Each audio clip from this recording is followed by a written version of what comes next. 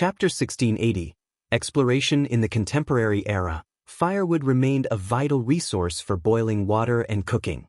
The Wasteland Reclamation Project produced a substantial amount of firewood, sufficient for their families to use for 2 to 3 months. Deciding to distribute it equally at the end of the project seemed like a practical approach. City workers accustomed to short-term jobs might not be adept at reclamation work. Xianxia, well-versed in the process, took the time to explain to Lu Qian, Lu Fu, and others the importance of overseeing the hired workers, cautioning them against injuries. Additionally, they needed to ensure that workers dug out all underground roots during reclamation, preventing potential issues with wild grass and bushes growing in the future. Motivated and in high spirits, Lu Fu, with Lu Qian accompanying him, took charge of controlling the 40 hired workers. Taking advantage of favorable weather, they swiftly initiated the project. Initially, they focused on cutting down trees, shrubs, and grass, piling them together for later use. After preparing the firewood, they segregated it. The remaining unwanted materials, such as grass, leaves, and miscellaneous items, were set ablaze. With the ground cleared, they proceeded to dig and clean up roots and grass. Given the workers' lack of farming experience, the initial days were marked by chaos and numerous issues. Fortunately, the employees, enticed by the generous salary, were willing to learn and adapt. Collaborating with Xianxia and Lu Fu, Xiao Xian drew a map, designating an area for building a courtyard. The envisioned courtyard would include spaces for a farming room, warehouse, fruit drying area, fruit processing workshop, duty dormitory, and a small kitchen. Each space was to encompass around 3 mu of empty land. Furthermore, since the two locations were approximately 7 to 8 miles apart, Xiao Xian instructed Xianxia to assess the terrain. After the cultivation was complete, she planned to construct a better road to connect the two areas. Xianxia and Lu Fu duly took note of the directive.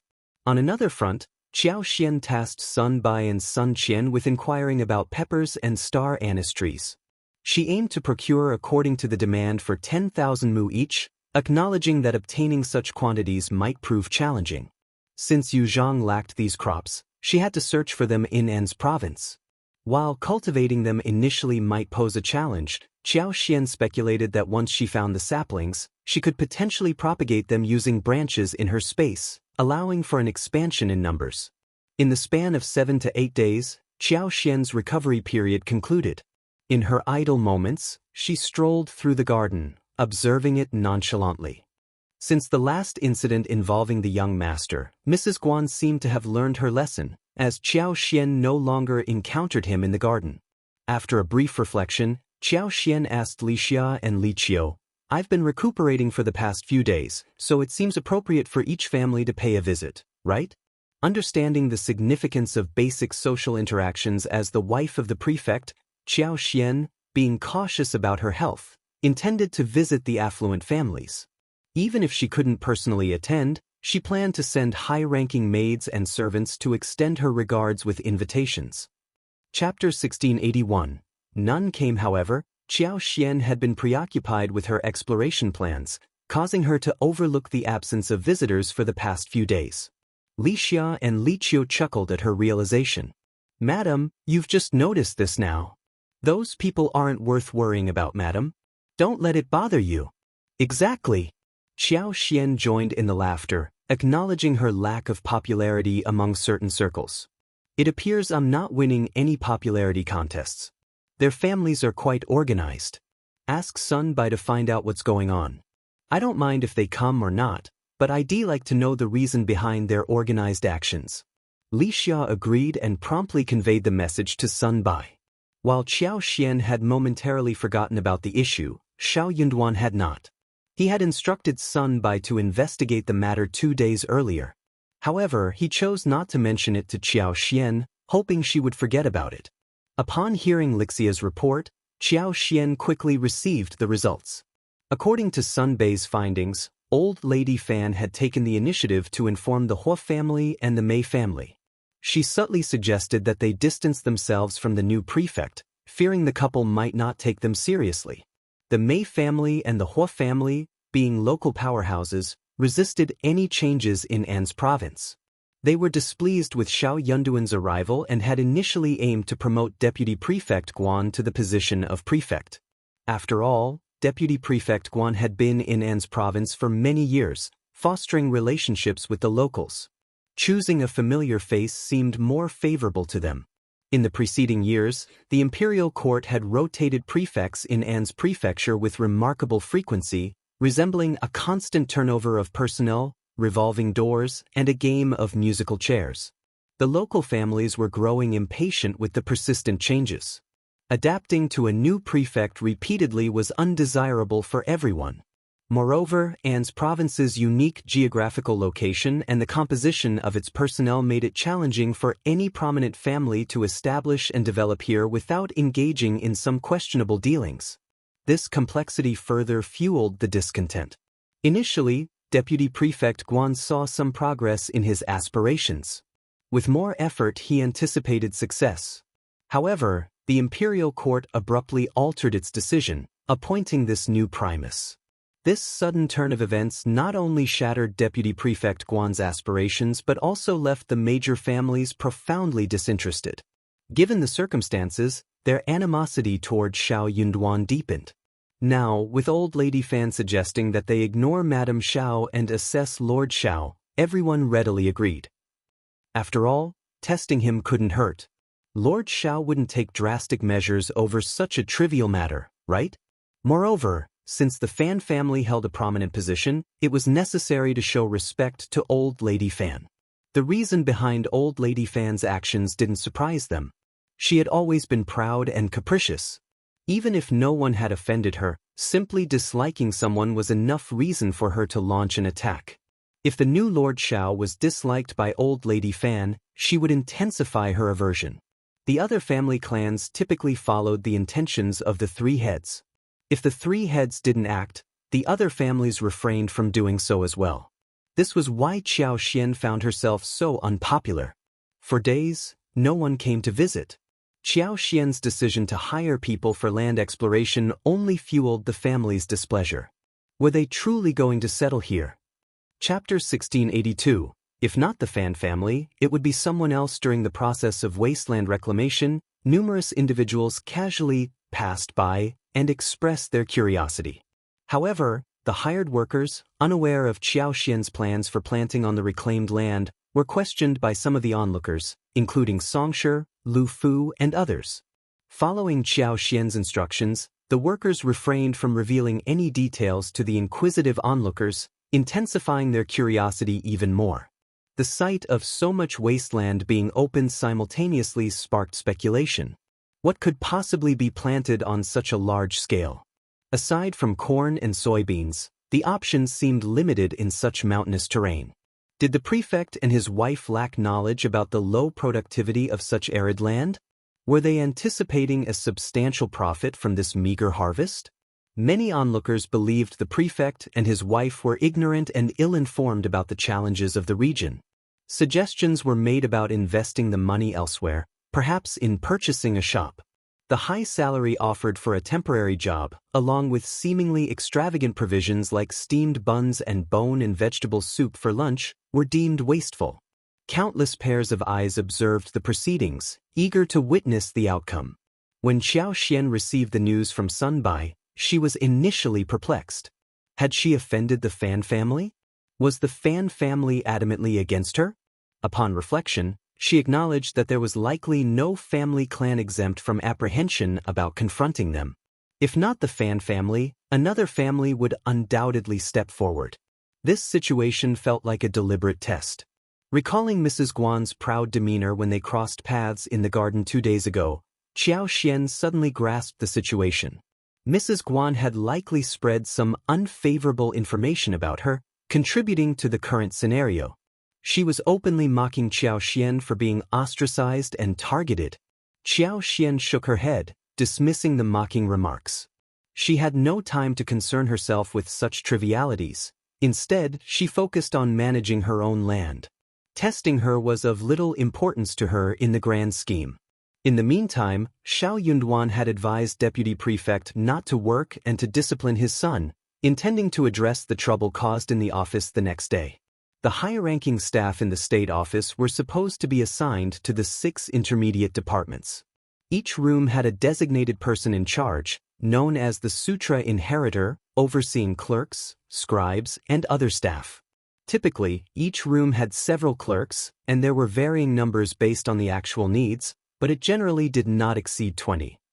In addition to these 6 branches, the core offices of the prefecture below the deputy prefect, there were other roles such as those overseeing finances, education, prisons, and warehouses. More than 10 leaders handled these responsibilities, along with bailiffs, constables, gatekeepers, coroners, and various servants. For a prefecture office to function normally, a considerable number of people were required. Given An's province's larger territory due to its geographical location, it necessitated a sizable administrative staff. Deputy Prefect Guan's long-standing tenure added a layer of complexity to the relationships within the office. It appeared that Deputy Prefect Guan sought to assert control over Xiao Yunduan, the prefect, in an attempt to find a pretext for Xiao Yunduan to grant him a break. Consequently, Deputy Prefect Guan audaciously disrupted the proper functioning of the entire government office. Chapter 1683. Countless people waited to see Xiao Yunduan after Deputy Prefect Guan took a break. More than half of the officials scheduled to work that day applied for leave, with even the bailiffs making only sporadic appearances. Despite the disruption, 3 groups of people showed up to file lawsuits on the same day. Before heading to court for the trial, Xiao Yunduan had someone leave the necessary documents for him to review. These individuals had all been influenced by Deputy Prefect Guan's bribes, making them reluctant to simply leave without causing a commotion. However, Xiao Yunduan, being the prefect, was not bound by any rule that mandated immediate interrogation upon receiving legal documents, even with a promotion looming in the next 10 days or half a month. Exceptions were only made for murder cases or large-scale armed conflicts resulting in significant casualties. Deputy Prefect Guan, audacious as he might be, wouldn't dare to entangle himself in a murder case, knowing it would jeopardize his position. Xiao Yunduan had a steadfast stance, and any attempt to create a disturbance would result in public punishment. This impasse led to a temporary halt in the case trial, much to the disdain of Deputy Prefect Guan. Xiao Yunduan's resolute demeanor frustrated him, but there was little he could do. Despite An's province's unique circumstances, the absence of numerous officials from the office would inevitably take its toll. Deputy Prefect Guan smirked, realizing that Xiao Yunduan's authority as Lord Prefect might not hold much sway in An's prefecture. The title seemed less influential than he had initially thought. Countless onlookers eagerly anticipated Xiao Yunduan's next move. However, Xiao Yunduan remained unfazed by the scrutiny. His primary concern was the upcoming spring plowing, and having made all necessary preparations, he was unperturbed by the surrounding chaos. The imperial court had always maintained a laissez-faire attitude towards An's province. Merely finding officials willing to serve in this remote region was considered a commendable feat as long as there was no rebellion causing widespread loss of life. The court viewed everything else as trivial. Xiao Yunduan aimed to restructure the constables and third-class officers in one sweeping move. Scribes, albeit important, were replaceable. Despite the limited scholarly presence in An's province, finding substitutes for resigning scribes was feasible, even though it might initially lead to a manpower shortage and increased workload.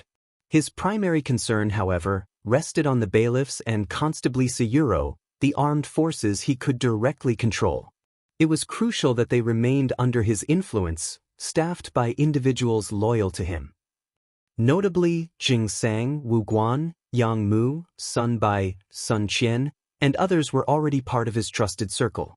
With this strategy in mind, Xiao Yunduan promptly signed the necessary documents and directed the bailiffs to deliver them to those currently on leave. He mandated their return to duty the following day, emphasizing that if anyone needed to reapply for leave, they must do so in person. By avoiding such responsibility, an official risked open disrespect towards his superior, making him unsuitable for the state office. In such cases, the prefect would display mercy by providing an additional 2 months' salary, urging the individual to promptly leave. Deputy Prefect Guan was well aware of these developments and couldn't help but sneer. Lord Xiao's actions were intriguing. He bypassed the scribes and directed his frustration towards the bailiffs.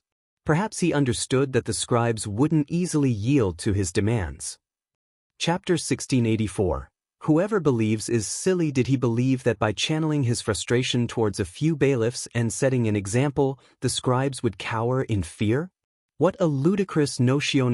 Despite Deputy Prefect Guan's efforts, none of the bailiffs left, each one had their document. However, the situation was not taken seriously. After a round of discussions, Deputy Prefect Guan's trusted aide received instructions and confidently assured that there wouldn't be any issues. The Lord of Prefect wouldn't dare to dismiss all 70 of them simultaneously. The idea of firing them all raised practical concerns. How many essential positions in the government office would be left vacant?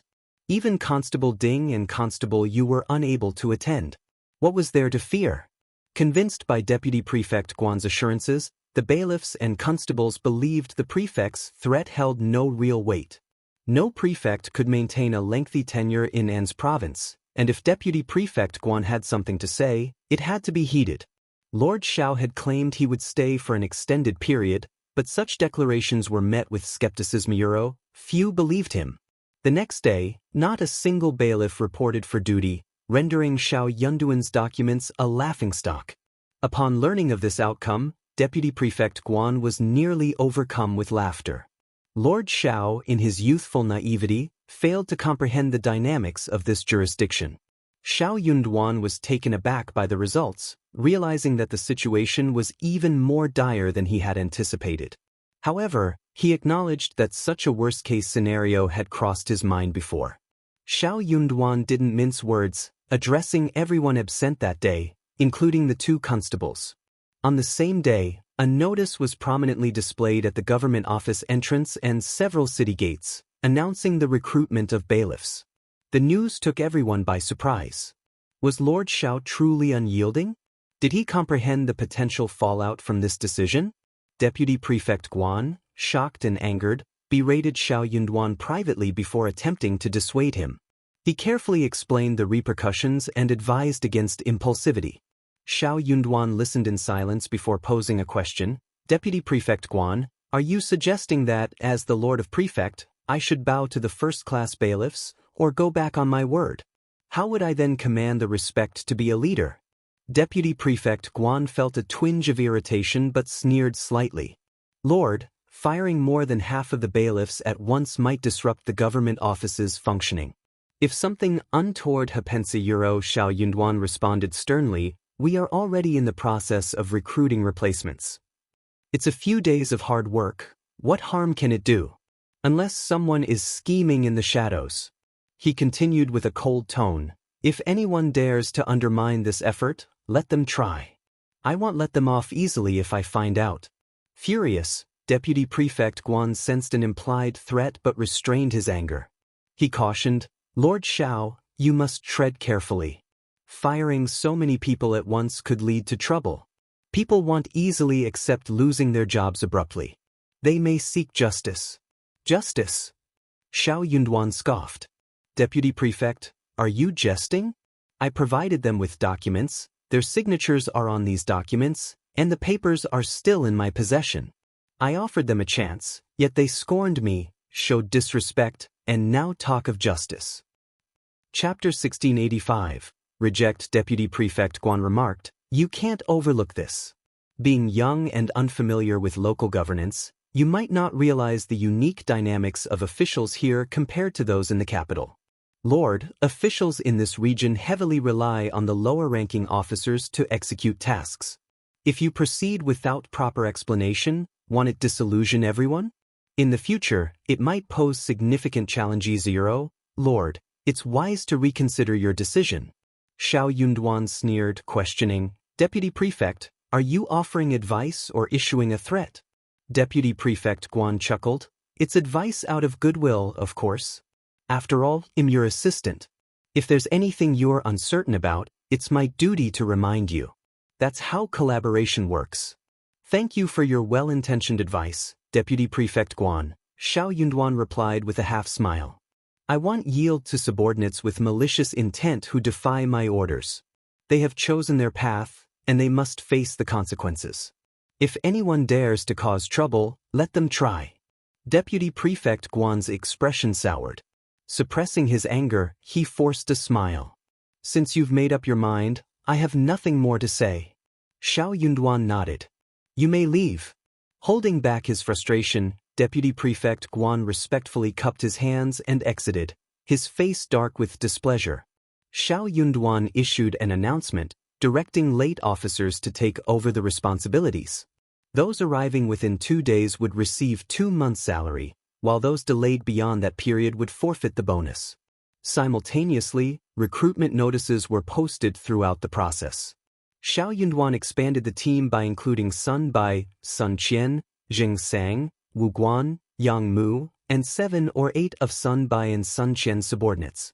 Sun Bai, Sun Qian, and Zheng Sang were designated as constables, and Hang Xingshan, a constable, received a promotion. The 4 of them assumed leadership roles, each bringing a few constables to carry out the tasks assigned. It seemed like they had stirred up a hornet's nest this time. Not only were the bailiffs below agitated, but Constable Ding and Constable Yu were also visibly concerned. Some sneaked around, while others made no attempt to conceal their unease, rushing to the back of the government office to seek Deputy Prefect Guan for guidance. Deputy Prefect Guan felt overwhelmed, his thoughts in disarray, exhausted from managing the situation. He hadn't anticipated Xiao Yunduan's swift actions, leaving no room for maneuvering. However, he remained skeptical that Xiao Yunduan would actually terminate so many positions. Don't be hasty. Go back and wait patiently. This Lord Prefect is bluffing. Just observe. He won't endure for long. Don't fret, I won't abandon you. The law doesn't punish the masses. Don't bow your heads now, otherwise, all your efforts will be in vain. Let's give it 2 more days. Just these 2 days. Recruit? If he can't find anyone, who else can he employ? Isn't it simple? You've served as bailiffs for so long. Don't you know if the office can attract recruits? The words of Deputy Prefect Guan provided a sudden realization to everyone. With sneers and newfound confidence, they departed. Indeed, Deputy Prefect Guan's assurance instilled confidence. It seemed implausible that he would deceive such a large group. In truth, many were beginning to regret their involvement secretly. Not all of these troublemakers were Deputy Prefect Guan's trusted aides. Bribing individuals to be confidants required considerable effort and money, and these bailiffs were not in a position to demand such resources. Chapter 1686. Ask Deputy Prefect Guan. Constable Ding and Constable Yu were considered Deputy Prefect Guan's trusted aides, along with a few other individuals who displayed notable competence. The remaining bailiffs, skeptical of Lord Xiao's commitment to a lengthy tenure in the region, anticipated working under Deputy Prefect Guan in the future, leading them to naturally align with him. However, it wouldn't be accurate to claim they were truly loyal or shared a common adversary with Deputy Prefect Guan. To their surprise, Lord Xiao appeared genuinely committed to the changes. While the job's salary wasn't exceptionally generous, it wasn't meager either. Additionally, being associated with a public office brought social recognition, enhancing one's prestige in the community. The abrupt loss of this opportunity was disheartening, leaving them in a state of anxiety. In their desperation, other concerns took a backseat. Their immediate focus was finding Deputy Prefect Guan and seeking an explanation for the unfolding situation. Though not everyone sought Deputy Prefect Guan's counsel, a group of over 10 individuals bombarded him with questions, enough to test Deputy Prefect Guan's endurance. Numerous bailiffs, absent from their government office duties, converged on Deputy Prefect Guan. Xiao Yunduan was well aware of this orchestrated response. He couldn't feign ignorance about the mastermind behind this upheaval. Deputy Prefect Guan. Deputy Prefect Guan, caught in a web of embarrassment and anger, had to maintain a facade of innocence before Xiao Yunduan. The fear of Xiao Yunduan's perception gnawed at him, knowing that some observers would find his predicament amusing. His expression turned sinister, as he could only hope for divine intervention to navigate through this precarious game. Other Wuxia Constable Ding and Constable Yu joined the gathering as well. Their long-standing amicable relationship with Deputy Prefect Guan was rooted in mutual benefits, although over time, it had developed into a somewhat genuine rapport. Observing their arrival, Deputy Prefect Guan, half-jokingly and half-seriously, expressed his dissatisfaction. Others may be ignorant, but to jump to conclusions from insignificant evidence, panicking over a minor issue, why are you also causing trouble? This isn't like you. Constable Ding and Constable Yu felt a twinge of embarrassment and discontent. Without Deputy Prefect Guan's influence, they wouldn't have fallen out with the new prefect. In private discussions, they lamented their involvement and regretted their actions. The conflict seemed more like a power struggle between Deputy Prefect Guan and the new prefect, and they questioned why they were dragged into it. Despite their previous camaraderie with Deputy Prefect Guan, the extent of their relationship did not warrant this level of involvement. Reflecting on the situation, they realized that Lord Xiao was unlike the previous prefects. What if he was genuinely committed to staying for an extended period? Regrets sank in as they anticipated strained relations even if they reconciled later. They would likely be under constant scrutiny, needing to tread carefully to avoid any missteps that could be used against them. They concluded that getting involved in the matter initially was a mistake. If they wanted to participate, they should have found a way to avoid directly opposing the Lord of the Prefect. Now, it was too late to backtrack, and they were committed to supporting Deputy Prefect Guan, hoping that Lord Xiao would eventually relent. Constable Ding forced a smile and addressed Deputy Prefect Guan. Lord, considering Lord Xiao's assertiveness, we naturally harbor some doubts.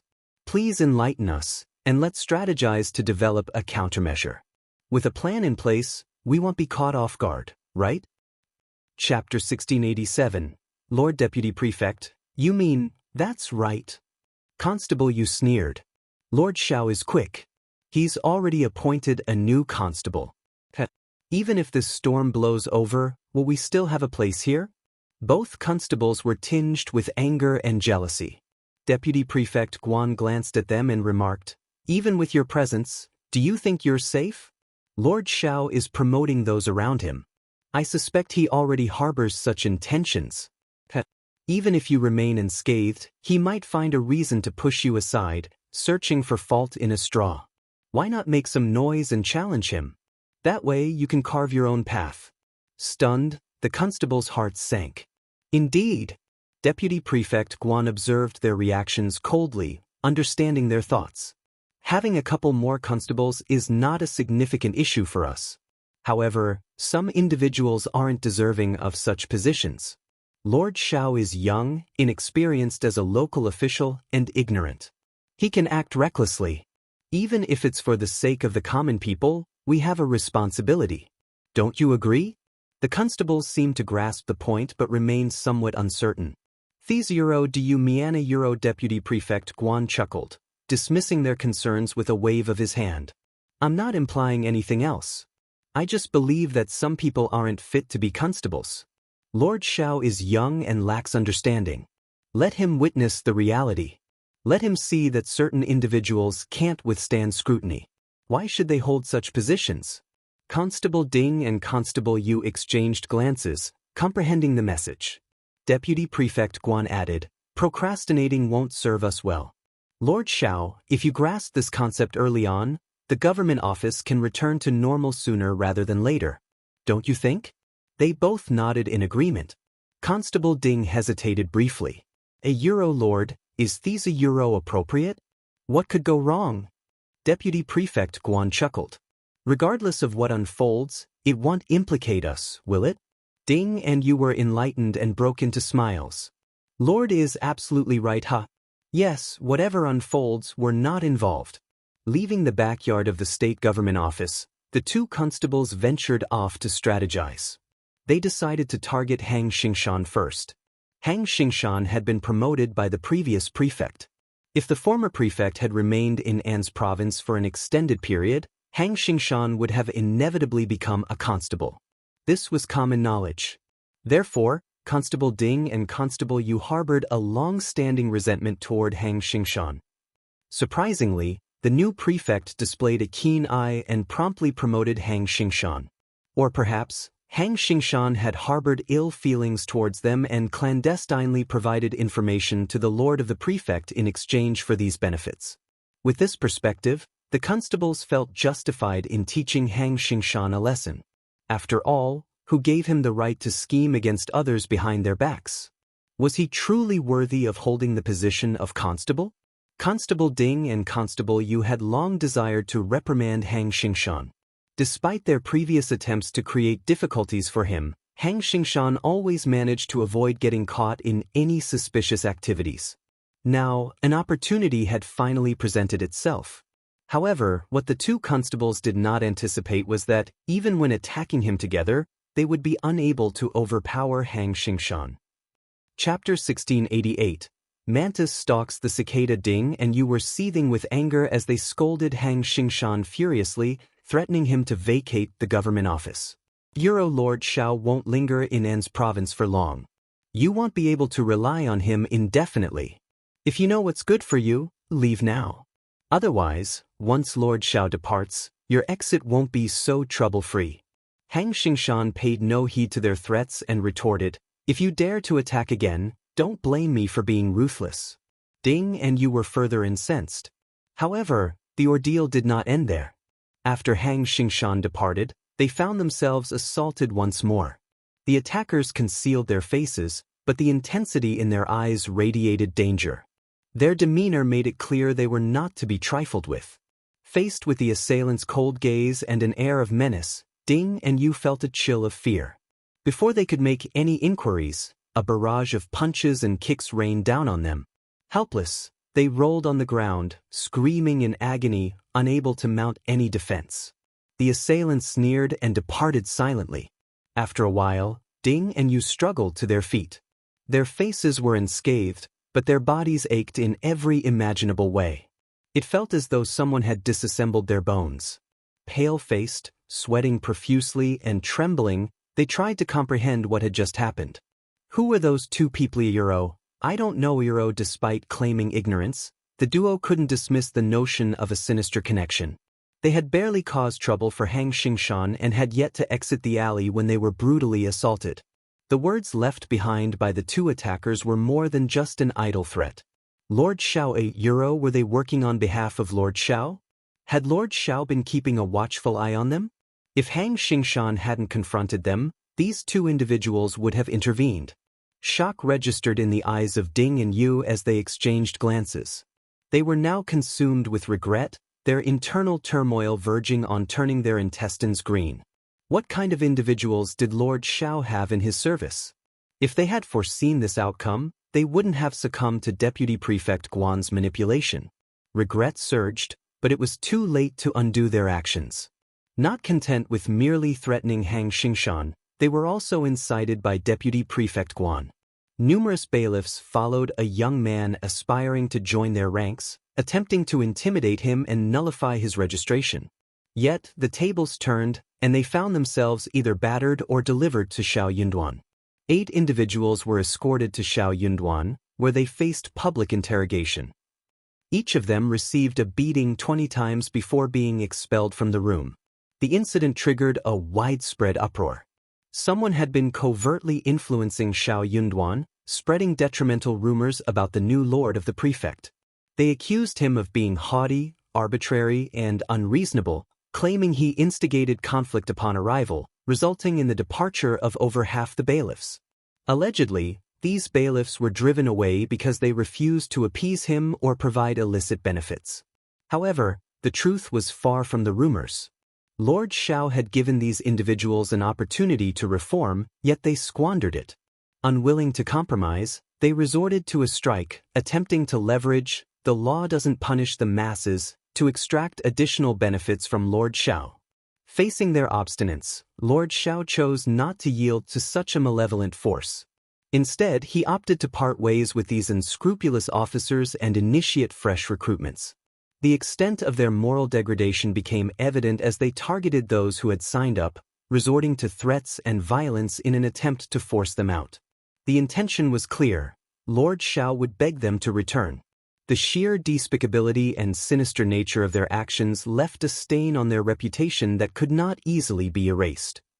Chapter 1689. Kindness and Might. Xiao Yunduan's voice cut through the air with cold precision. These 20 strokes are for you novices. If there's a next transgression, you'll face 30 strokes and 3 months of imprisonment. Subsequent offenses will warrant 40 strokes and a year behind bars. If you doubt whether I keep my word, feel free to test it. The 8 battered individuals were unceremoniously ejected from the government office, limping away and supporting each other in their hasty retreat. The others were paralyzed with fear, initially hesitant to entertain any thoughts. However, unable to part with the stability of the job and occasional small perks, some gathered in groups of 3 to 5, seeking mercy from Lord Xiao at the state office. Xiao Yunduan kept them waiting for 3 hours. Once they finally met, and after they had kowtowed and pleaded for mercy, he sneered, "Regretting it now? What were you thinking earlier?" Ashamed and nervous, they lowered their heads, hesitant to utter a word. After a while, Xiao Yunduan spoke calmly, "You are all familiar with this place, and not all the spots have been filled yet. There are still 30 openings, first come, first served. Since you acknowledge your wrongdoing, I'll give you the benefit of the doubt for now. Go back, write a confession letter, sign it, and submit it." "Yes, yes, thank you, Lord. Thank you, Lord.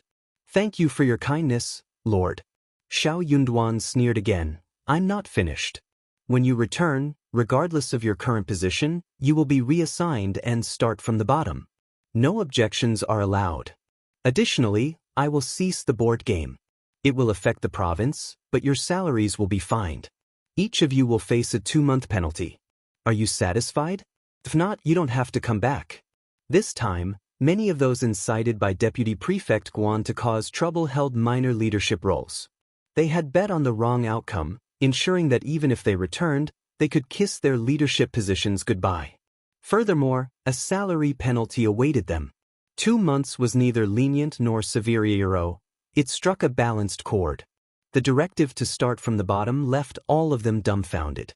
Xiao Yunduan's sneer accompanied his cold words as he lowered his eyes and declared, "You underestimated me, thinking that a simple apology and kowtowing would erase the trouble you attempted to stir up. Were it not for your past contributions to the state office, I wouldn't have afforded you this chance. Reflect on it. If upon careful consideration, you decide to return, do so. If not, pretend this never happened. I won't coerce you. There's only one condition: be obedient henceforth. Otherwise, I won't be lenient." "Yes, yes, Lord Euro." Their hearts quivered as they kowtowed, rose, and retreated. Once outside the state office, they exchanged uneasy glances. News of the incident swiftly circulated. Urged by anxiety, one individual spent a few copper coins to enlist the help of cultivated talent Luodi, who wrote a letter of repentance and signed it. Hastily, the individual sought mercy at the government office, expressing a desire to return. With a trailblazer in tow, others grew increasingly anxious. A collective rush ensued towards the state office. Xiao Yunduan issued an order, closing the acceptance of further confessions after reaching the count of 30.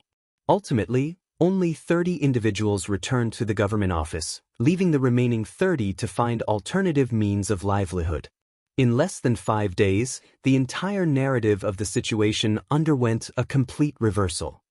Chapter 1690. Who can take it? Xiao Yunduan seamlessly assumed control of the constables and bailiffs in the court, entrusting Sun Bai, Sun Qian, and Zheng Sang with the responsibility of reassigning and training the new recruits, promising a swift transformation. Meanwhile, the 30 individuals who had left the court harbored regret but dared not hold animosity towards Xiao Yunduan. The lord of the prefect proved to be formidable and not to be trifled with. There was no justification for resentment, and any lingering hatred within their ranks was confined and ineffectual. After the stern lesson given to the 8 instigators, they were thoroughly frightened into submission. The remaining dissenters lacked the courage to act recklessly. Despite their reluctance to give up, a collective movement emerged as they sought Deputy Prefect Guan for redress. Instigated by his previous encouragement, they now demanded an explanation and compensation. Formerly revered, Deputy Prefect Guan found himself surrounded and targeted by the very individuals he had sought to manipulate against Xiao Yunduan. Frustration and anger overwhelmed Deputy Prefect Guan, who now faced the consequence of his own machinations. The assertiveness of the 30 individuals, each voicing their grievances, tormented him. Mrs. Guan, frightened by the commotion, took refuge in the bedroom, venting her anger through gritted teeth. The turmoil caused by these disgruntled individuals was enough to drive anyone to the brink. Deputy Prefect Guan found himself in a sorry state, unable to deny his role in instigating the situation. The disgruntled individuals, fueled by anger, sought him out for retribution. However, when it came to compensating them, Deputy Prefect Guan was resistant. He deemed these commoners foolish for mishandling a straightforward task and implicating him. The idea of compensating them seemed ludicrous to him, and he was unwilling to part with his accumulated wealth to appease their grievances. Expressing his frustration, Deputy Prefect Guan sternly reprimanded the group, asserting that Lord Xiao's recruitment efforts were merely a facade. He urged them to maintain composure, assuring them that he could influence Lord Xiao on their behalf. Despite initial skepticism, Deputy Prefect Guan, wielding his authority, used a combination of persuasion and coercion to convince the majority to leave. Their reluctance to abandon the stable jobs and a lingering hope that Deputy Prefect Guan's assurances might hold true contributed to their hesitant departure. However, a handful of individuals at the back harbored resentment and launched an attack on Deputy Prefect Guan. Unconvinced by his promises and aware of his deceit, they were not swayed by his attempts to manipulate the situation. Chapter 1691. His heart hurts. Deputy Prefect Guan probably didn't have such a big face in front of Lord Xiao. Who was he trying to fool? These few people were usually crafty and cunning. Deputy Prefect Guan also understood that it was impossible for him to not give up something at all after this matter had become like this. After a round of competition, Deputy Prefect Guan agreed to give these 6 people 10 taels each. However, they had to help him stop the others. No matter what method they used, they had to stop the others from looking for him. The 6 of them felt that 10 taels of silver per person was too little, so they refused. The 2 sides haggled and finally settled on 20 taels each. Deputy Prefect Guan originally wanted to give half and the other half after this matter was completely over. However, the 6 of them refused. Deputy Prefect Guan could not dissuade someone who had nothing on shoulders, so he could only grit his teeth and give the money. A total of 120 taels.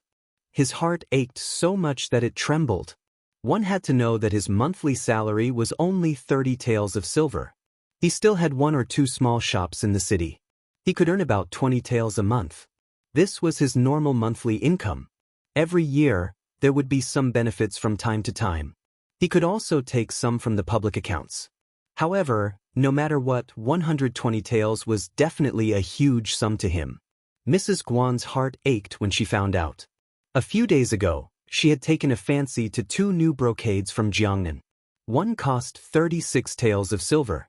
She hesitated for a while but could not bear to buy it.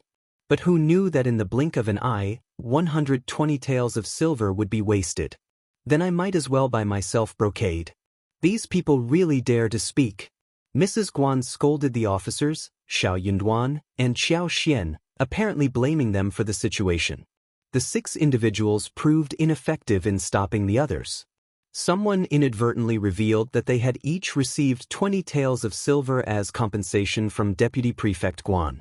The revelation sparked envy among those who hadn't received compensation, fueling resentment towards Deputy Prefect Guan.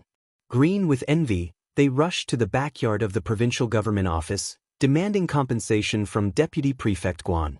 They insisted on receiving at least 20 taels of silver. When the butler reported that these individuals had returned, Deputy Prefect Guan sensed trouble. However, he couldn't turn them away, fearing that they might expose him if they refused to leave. If even a fig leaf was torn off, he would be too ashamed to face Lord Xiao in the future. Pinching his nose, Deputy Prefect Guan reluctantly allowed them in. He scolded those who didn't act after receiving money but had to endure as they demanded their share. The temptation of 20 taels of silver had turned them relentless, creating a tsunami of demands that almost drowned Deputy Prefect Guan.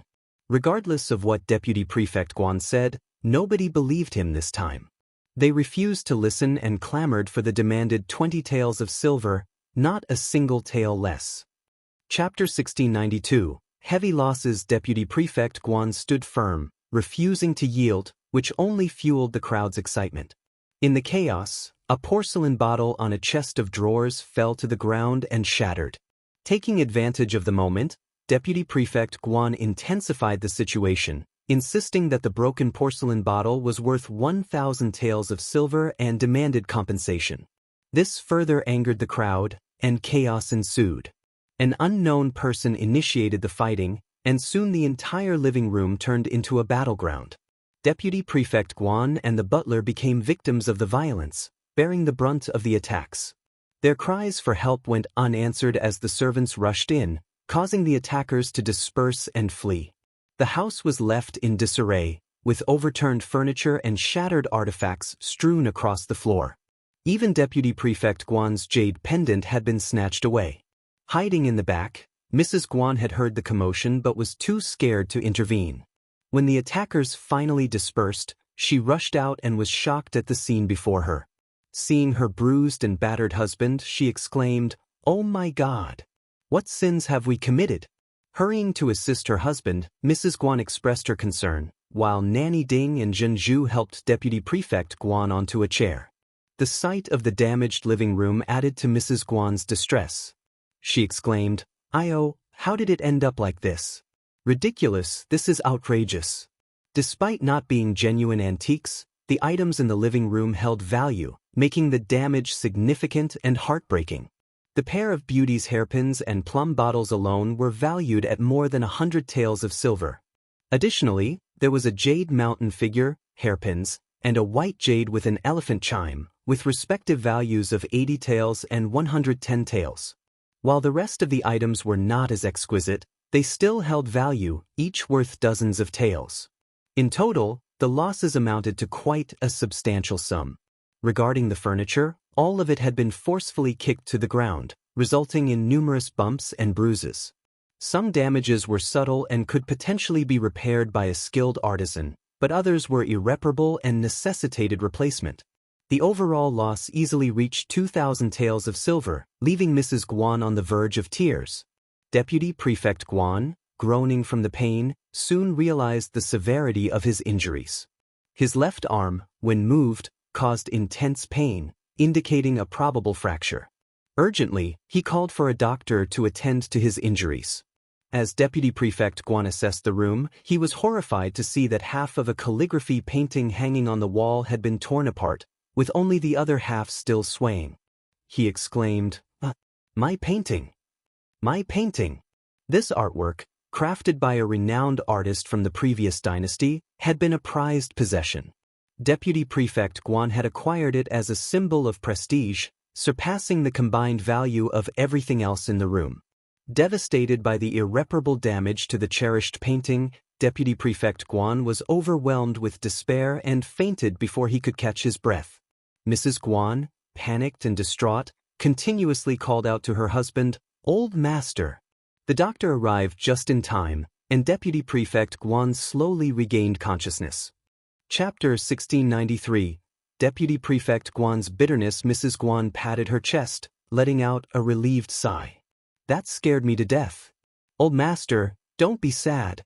I'll settle the score with those troublemakers later. None of them can escape," Mrs. Guan said with resentment.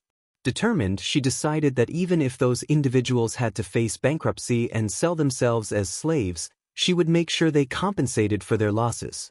Otherwise, they would all end up in jail. Deputy Prefect Guan felt extremely frustrated. "Shut up and let me have some peace." His wife was unaware of the true value of the painting. If she knew, it might drive her to anger-induced demise. In the current situation, he dared not say anything. The idea of finding those responsible for compensation seemed plausible, but who could he hold accountable? The chaos of the moment made it unlikely for anyone to admit guilt willingly. Furthermore, if he pushed them into a corner and they fought back fiercely, he would be the one facing unfortunate consequences. He was no longer solely in charge of the prefect's office, and throwing her in jail was out of the question. Lord Xiao would never agree to it. Deputy Prefect Guan knew without asking that the bailiffs wouldn't follow his orders. Bitterness consumed him as he contemplated the situation. If only he had known the extent of those troublemakers' lawlessness, he would have paid them off. 20 taels per person, totaling 60 people, amounted to only 1,000 taels. Reflecting on it, he realized he had lost several thousand taels. His anger was overwhelming, and his heart ached at the loss. No, if he had given the 6 troublemakers 20 taels of silver from the start, 10 taels per person would likely have resolved the issue peacefully. The more Deputy Prefect Guan thought about it, the more his heart ached, and anger threatened to make him vomit blood. The doctor finally arrived, confirming Deputy Prefect Guan's suspicion of a fractured left arm accompanied by bruises. Sensing slight pain in his chest and abdomen, he opted to address all issues at once. The consultation and medicine incurred a few taels of silver. Observing her husband's sorry state, Mrs. Guan instructed someone to procure and prepare the medicine. Rising angrily, she declared, "I'm going to find Madame Xiao. Lord Xiao must intervene. If he refuses, I won't leave so easily." "Stop right there." Deputy Prefect Guan sternly halted her, his frown deepening. "Come back, you're not allowed to go. Old Mr. Euro, isn't it embarrassing enough? If Xiao Yunduan seizes this opportunity to investigate, think about it for yourself." Mrs. Guan was instantly rendered speechless. Could it be settled just like that? "Oh master, there's so much silver. We incurred substantial losses this time." Deputy Prefect Guan trembled, experiencing the pain once again. Not only physical pain but also aching in his heart. The famous calligraphy and painting from the previous dynasty had cost him 4,600 taels of silver. What else? Deputy Prefect Guan glared at Mrs. Guan, sneering. "There's still a long way to go. Just wait and see. As long as she's still here, she'll recoup what she lost. This matter ends here. Don't mention it again." Taking a deep breath, he spoke in a low voice. "I want to rest well now and strive to recover as soon as possible to resume my duties in the government office. It's in your best interest to refrain from provoking me further." Mrs. Guan was left speechless. Feeling aggrieved, she mumbled, "This is so, it was infuriating." After all the trouble, he ended up suffering a double loss. Deputy Prefect Guan had closed his eyes, signaling his exhaustion. He didn't want to talk anymore. Any further discussion would only fuel his anger. Unsatisfied, Mrs. Guan decided to visit Xiao Xian's place. Chapter 1694. Xiao Xian's eye opened up. Mrs. Guan continued her tirade in front of Xiao Xian, portraying the former bailiffs as ruthless robbers who had assaulted her old master, resulting in his bone fracture. How dreadful! Certainly, she omitted the truth. According to her version, the former bailiffs had gathered at their residence after being dismissed by Lord Xiao. Seeking old Master Guan's assistance, they were met with rejection. Surprisingly, they grew disheartened and initiated a brawl. The more Mrs. Guan spoke, the more convinced she became of this narrative. Each word fueled her sense of injustice. Occasionally, she cast blameful glances at Xiao Xian, as if Xiao Yunduan was solely responsible for Deputy Prefect Guan's predicament. Portraying old master's push, injury, and fracture as insufficient, Mrs. Guan also painted a poignant picture of her family's misery. Xiao Xian had her eyes opened. The dramatic performance seemed remarkably convincing. If she wasn't aware of the intricacies, she might have believed it. Sympathy filled Xiao Xian's eyes as she sighed. "I never expected such a turn of events. We women lack the art of deception. These words circulate, and discerning their truth becomes challenging. Mrs. Guan, if you feel wronged, why not return and discuss it with Deputy Prefect Guan? We can present the case in court, letting the citizens impartially judge it in public. It would spare Mrs. Guan a lot of trouble." Implicitly, Xiao Xian made it clear she didn't believe a word of Mrs. Guan's story. So, accusing Lord Xiao and blaming him for the Guan family's woes was out of the question. Mrs. Guan was infuriated. Was there no sympathy at all? After her lengthy narration, this was the response she received? Had Lord Xiao been involved right from the beginning? If it weren't for Lord Xiao seeking personal revenge and the subsequent suspension of his old master, the chain of events leading to his current state wouldn't have unfolded. Naturally, the situation wouldn't have escalated to this point. At this juncture, Mrs. Guan refrained from demanding responsibility or compensation. Surprisingly, Madame Xiao displayed no embarrassment and dismissed the matter. Public trial? I wouldn't dare. Mrs. Guan sneered. Some people are shameless. If they don't participate, they'll face slander, and no amount of washing will make them clean. Poor old master. He dedicated himself to helping Lord Xiao, only to end up in such a state. Xiao Xian, growing annoyed, retorted, Mrs. Guan, if you believe Deputy Prefect Guan is unjustly treated in his position, why not suggest he resign?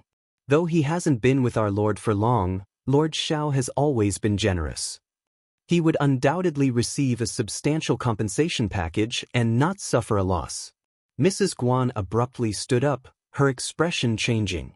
Madame Xiao, what do you mean? Are you trying to drive our old master away? Is this your idea or Lord Xiao's? Xiao Xian stared at her. I also want to ask Mrs. Guan, why have you come here to share all this nonsense with me? Don't insinuate anything. I don't comprehend your implications. Let's clear things up. You are the one feeling wronged. Why should I be the one accused of wanting to dismiss you?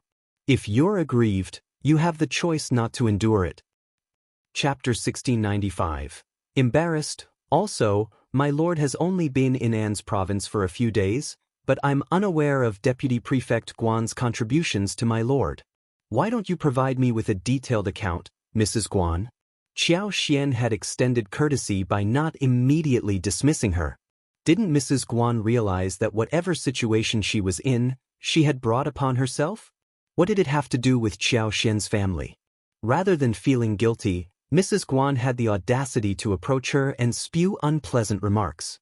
By not expelling her outright, Xiao Xian believed she had already shown considerable restraint. However, Mrs. Guan pushed her luck, shifting blame and accusing her husband of ingratitude. It was unreasonable to expect Xiao Xian to tolerate such behavior. Mrs. Guan seethed with anger, visibly trembling. Maintaining composure, Xiao Xian said calmly, I am going to rest, Mrs. Guan, please. She had no desire to engage with Mrs. Guan any longer. Mrs. Guan sneered and left without a backward glance.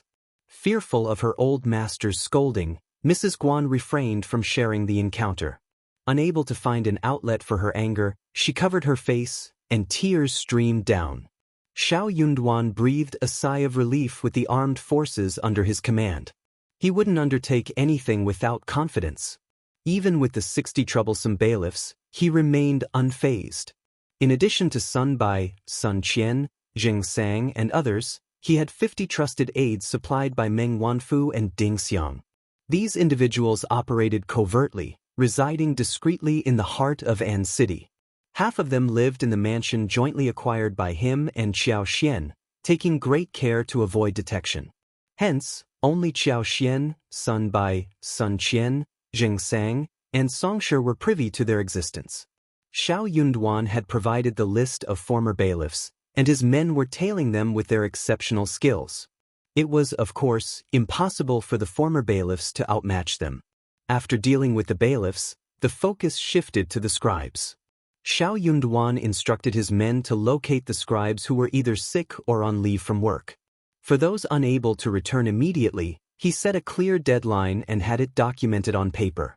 The reasons for their absence and the duration of their leave had to be truthfully filled in.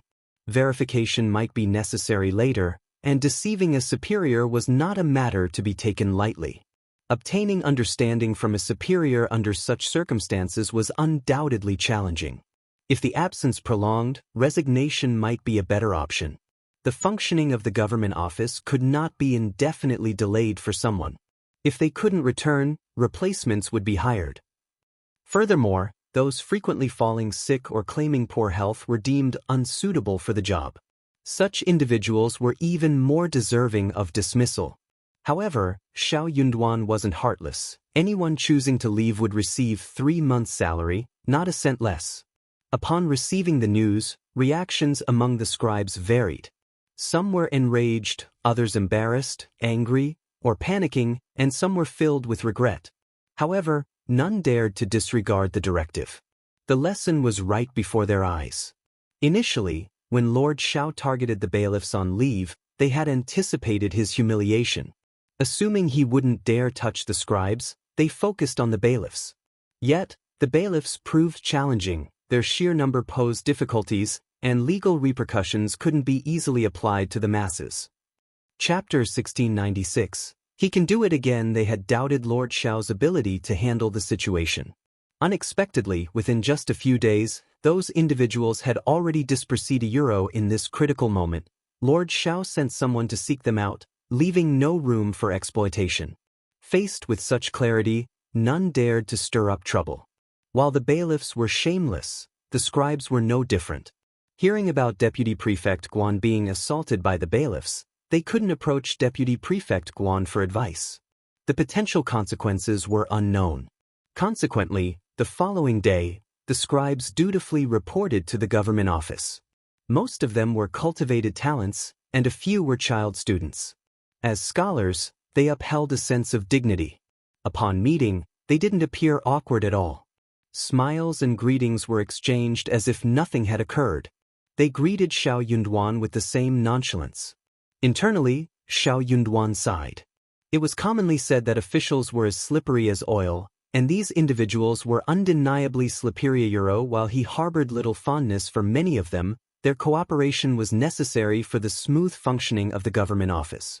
As long as they didn't cause trouble, he didn't need to concern himself too much. Among them, a few were particularly crafty and cunning, having long colluded with Deputy Prefect Guan. Dealing with them was on his agenda, though the time wasn't ripe just yet. Certainly, leniency was an option. If they corrected their course in time, avoiding a point of no return, he might spare them. However, these considerations were likely his alone. They wouldn't believe in his commitment to staying indefinitely or in his capabilities. Having been with Deputy Prefect Guan for so many years, convincing them wouldn't be easy. Xiao Yunduan was mentally prepared for the worst.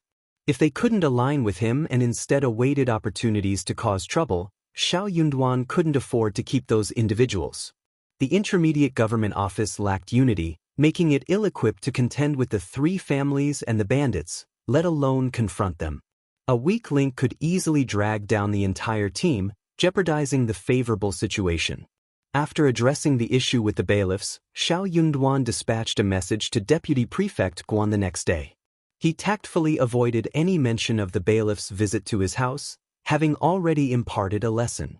Xiao Yunduan focused on the topic of spring farming, inviting Deputy Prefect Guan to the government office for a discussion. Mrs. Guan reacted with fury upon hearing the news. "What does Lord Xiao think of you, old master? Does he believe he can come and go as he pleases? If he wants suspension, so be it. If he wants you to return and work for him, let him make the request." "Humph, it's not that easy." Deputy Prefect Guan was taken aback. Initially, he hadn't entertained this perspective. However, his wife's words prompted him to reconsider, and the more he pondered, the more it seemed plausible. Dejected, aggrieved, and depressed initially, Deputy Prefect Guan found himself trembling again. He could make a stand. Deputy Prefect Guan held a different view from the others. Xiao Yunduan had personally conveyed this message to him, and the urgency was palpable. What did this signify? It suggested Xiao Yunduan was at a loss, relying on Deputy Prefect Guan for assistance. In other words, Xiao Yunduan didn't know what to do and could only seek Deputy Prefect Guan's cooperation. Chapter 1697. Raising the price. This reaction was quite expected. Xiao Yunduan lacked experience and felt lost when faced with significant matters. If he didn't seek help, who else would he turn to? With spring plowing approaching, this was the opportune moment. But then again, shouldn't there be an attitude of seeking assistance? Deputy Prefect Guan sneered. Who did Xiao Yunduan think he was? He had cunningly deceived him in the bailiff incident, and now he wanted Deputy Prefect Guan to worry about labor and work for him? Even if he were the Lord Prefect, he couldn't expect such favors. The plan was to make Xiao Yunduan panic, leave him helpless, and then showcase Deputy Prefect Guan's capabilities, making it clear who Xiao Yunduan should rely on in An's province. Moreover, the bailiff incident had inflicted significant losses, causing him to lose face. He needed someone to compensate for it, and Lord Xiao seemed wealthier. Therefore, Deputy Prefect Guan politely declined. Through the housekeeper, he conveyed his message with utmost courtesy. Due to his injury and ongoing recovery, he had no choice but to trouble Lord Xiao temporarily. He assured Xiao Yunduan not to worry, promising to share the burden once he recovered. Maintaining a composed expression, Xiao Yunduan calmly accepted Deputy Prefect Guan's response, advising him to prioritize recovery. Regarding the errand, Deputy Prefect Guan could attend to it once he regained his health. As a gesture of gratitude, Xiao Yunduan instructed Songshi to prepare a gift for Deputy Prefect Guan. Deputy Prefect Guan felt even more satisfied with himself. What did Lord Xiao's actions signify? It seemed like he was bowing down to Deputy Prefect Guan. It appeared he had made the right move. Deputy Prefect Guan settled into a sense of assurance, deciding to ignore Xiao Yunduan for a few more days. Favors, in his perspective, were best bestowed upon someone when they were at their most vulnerable and helpless. It made the assistance seem all the more valuably a concept akin to saving people from fire and water. This approach ensured that the other party would remember the gratitude, unable to deny it even if they wished to. As for Xiao Yunduan's plans, Deputy Prefect Guan remained in the dark. Xiao Yunduan was accustomed to orchestrating events, offering Deputy Prefect Guan an opportunity by extending the ladder. If Deputy Prefect Guan had learned from the bailiff incident, he would have seized the chance and followed suit. He could then showcase his capabilities to Xiao Yunduan. A sensible person would have taken the initiative to handle the spring planting responsibility without further prompting. However, Deputy Prefect Guan had different intentions. Mrs. Guan's grievances had inflated his sense of importance. He hoped to witness Xiao Yunduan's failure, swooping in as the savior to resolve the issue. This would force Xiao Yunduan to rely on him, demonstrating to everyone that he was more competent than the Lord of Prefect. He yearned for everyone to acknowledge that he still held authority in An's province. Unaware that his resistance could still be won over by Xiao Yunduan's tact, Deputy Prefect Guan remained stubborn. Xiao Yunduan comprehended his mindset. If Deputy Prefect Guan chose to be obstinate, Xiao Yunduan saw no reason to be accommodating. He had done what was required. If Deputy Prefect Guan failed to appreciate it, there would be no second chance. Xiao Yunduan gathered the scribes for a discussion, contemplating his next moves. Chapter 1698. This is a lot of bad accounts. The scribes were either silent, spoke in seemingly logical but empty words, or excessively flattered the Lord of the Prefect, attributing wisdom and divine insight to him. They all hung onto the Lord's every word. Upon re-examining the state treasury booklet, Xiao Yunduan discovered the absence of seeds.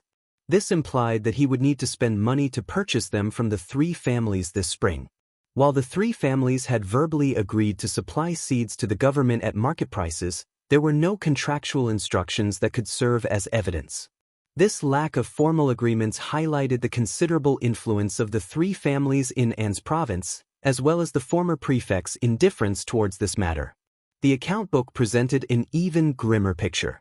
Not only was there no money recorded, but it was also evident that significant debts were owed to the three major family clans and two additional family clans. As Xiao Yunduan perused the list, he found detailed entries of various expenses: building bridges, paving roads, digging canals, aiding victims, and post-flood reconstruction. Yet, these matters were virtually impossible to investigate or scrutinize. In essence, it amounted to bad debt, an accumulation of chaos left behind by the previous prefects. After years of unchecked growth, the total debt had ballooned to over 700,000 taels of silver. While this might be a trivial sum in the prosperous state capital of Jiangnan, it loomed as an insurmountable burden for An's province. The few influential families wielded unchecked power in An's province. Over 700,000 taels. Even if his wife could amass such wealth, she had only earned slightly more than 1,000,000 taels. Xiao Yunduan's expression darkened as he scrutinized the account book. Had it not been for the considerable financial resources at his disposal, nearly matching those of his wife, he wouldn't have felt the need for immediate caution. The mere sight of this account book was enough to induce a headache. Against the formidable backdrop of the three great clans, he found himself incapable of taking a firm stance. It seemed utterly unreasonable to confront someone after accumulating debts. As the lord of the prefect, any attempt to assert authority, credibility, or character was rendered futile. Observing this, the scribes exchanged subtle glances, remaining as impassive as mountains. They had grown accustomed to witnessing such expressions from the prefects. The outcome was inevitably they would all bow before the three families. The spring plowing couldn't be delayed. Quick preparation and transportation of seeds to various towns were imperative. Villagers from different areas would present their land deeds and purchase seeds according to their land measurements. Government-bought seeds were not only of high quality with excellent germination rates, but they were also reasonably priced. Prioritizing the people's livelihood had always been a focus of Great Qin. Local officials dared not tamper with the distribution of spring and autumn seeds, as any discovery would lead to expulsion and a 3-generation ban on entering officialdom for their descendants. Therefore, the majority of farmers opted to purchase seeds from the government, leading to an extensive demand. Unfortunately, An's province's warehouse was entirely devoid of seeds. Facing this dire situation, Xiao Yunduan, despite being prepared for it, couldn't contain his fury. This discussion naturally ended without reaching any conclusive decision, as none were willing to voice their thoughts openly. Chapter 1699. Not like before, only one scribe sneered. Apart from seeking help from the three great families like in the past, there's no other way. This matter can't be delayed anymore. These seeds must be transferred into the warehouse promptly and distributed to the towns as soon as possible. If we delay any longer, it will be too late. Xiao Yunduan cast a glance at the scribe named Jia Heming and smiled. If that is the case, then you can make a trip to the three big families. Ask them when they will be able to come, and ask them to hurry up. Everyone, Jia Heming burst into laughter. Lord, you might not know the local customs, but it's useless for me to go. You have to go personally. That is impossible. Xiao Yunduan raised his eyebrows. I am the prefect, I should not be involved in such matters. The others wore strange smiles as they silently mocked Lord Xiao. He was still too young and ignorant of the three big families' influence. If he insisted on preserving his dignity in front of them, he was bound to face hardships. Young people, indeed, displayed courage and boldness. Yet, they often needed to learn how to navigate challenges when at a disadvantage. Another person reveled in Jia Heming's predicament. This individual had always been self-righteous and condescending. Well, now he had stirred up trouble for himself. He deserved it. Jia Heming exchanged glances with Xiao Yunduan and refrained from arguing further. He nodded. If you say so, Lord, I will make the trip, but I can't guarantee the result. No surprise there, Xiao Yunduan remarked. You can leave now. Jia Heming, come with me. So, the others, looking scornfully at Jia Heming, whispered amongst themselves as they left. They believed he got what he deserved. After all, he was the one who spoke too much. Following Xiao Yunduan to the back office, Jia Heming was instructed to sit down. Xiao Yunduan queried, I don't think the three families will provide the seeds for free. Do you know what their conditions might be? Xiao Yunduan was unaware of the previous dealings between the prefect and the three prominent families. Though Deputy Prefect Guan might have possessed the necessary information, it was clear he would never disclose the truth. The others in the government office were both tactful and sophisticated, each more reserved and unconcerned than the next.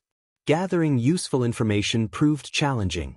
Xiao Yunduan had kept a close watch on Jia Heming. He perceived him as the only potential source of truthful information within the government office. Slightly surprised, Jia Heming decided to be forthcoming. Lord, the three families have various requests, but they all boil down to seeking profits. The Fan family, with its substantial 150,000 to 160,000 mu of fertile land, prioritizes grain taxes and the food trade. The Hua family focuses on medicinal herbs and mountain products. The Mei family's master is involved in the wood business. You merely need to turn a blind eye and provide them with corresponding benefits and conveniences. Xiao Yunduan comprehended the situation and furrowed his brow. I have reviewed the tax records, and they have consistently paid substantial taxes over the years. Jia Heming emitted a cold laugh. Lord, records are just €30 records. The truth is the truth. The entries in the records are for appearances only. It's not only the three great clans. How many of the smaller family clans, affiliated with the three great clans, genuinely pay their taxes? There are prepayments in the accounts. Regardless of how dignified the reasons seem, there are loopholes.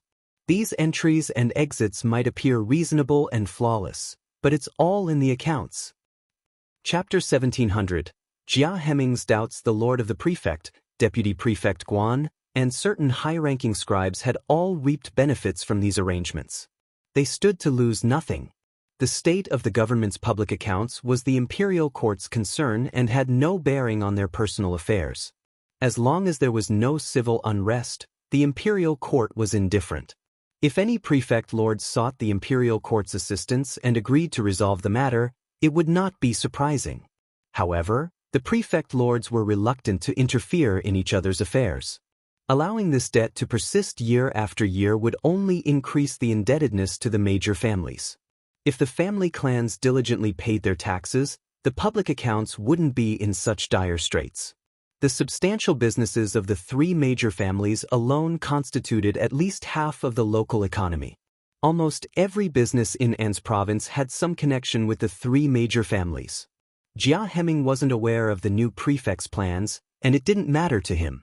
What mattered most was whether the new prefect had the capability to execute those plans. In Jia Hemming's perspective, it seemed impossible. Although he didn't mind making the trip to the three major clans, he didn't believe it would end well. That was the reality. Xiao Yunduan understood that Jia Hemming wouldn't provide more insight, and he, too, refrained from expressing his thoughts. He instructed Jia Hemming, visit the three families and request rice seeds from them. They must ensure that the seeds are of superior quality. Regarding the price, it should align with the market rate, with a slight adjustment to avoid their incurring losses. After collecting taxes in the autumn, we will pay them the silver, settling the interest with the bank. I won't exploit them. Of course, if they agree to this, come to the state office tomorrow. I'll set the contract with them. Jia Hemming was dumbfounded. Xiao Yunduan threw a strange look at him. Is there anything you don't understand? I don't understand anything. Lord. Jia Hemming suppressed his thumping heart and calmed himself down. You mean, €1 this rice seed is considered a normal purchase by the government and the three big families. You want €1 you won't make things easy for the three big families anymore?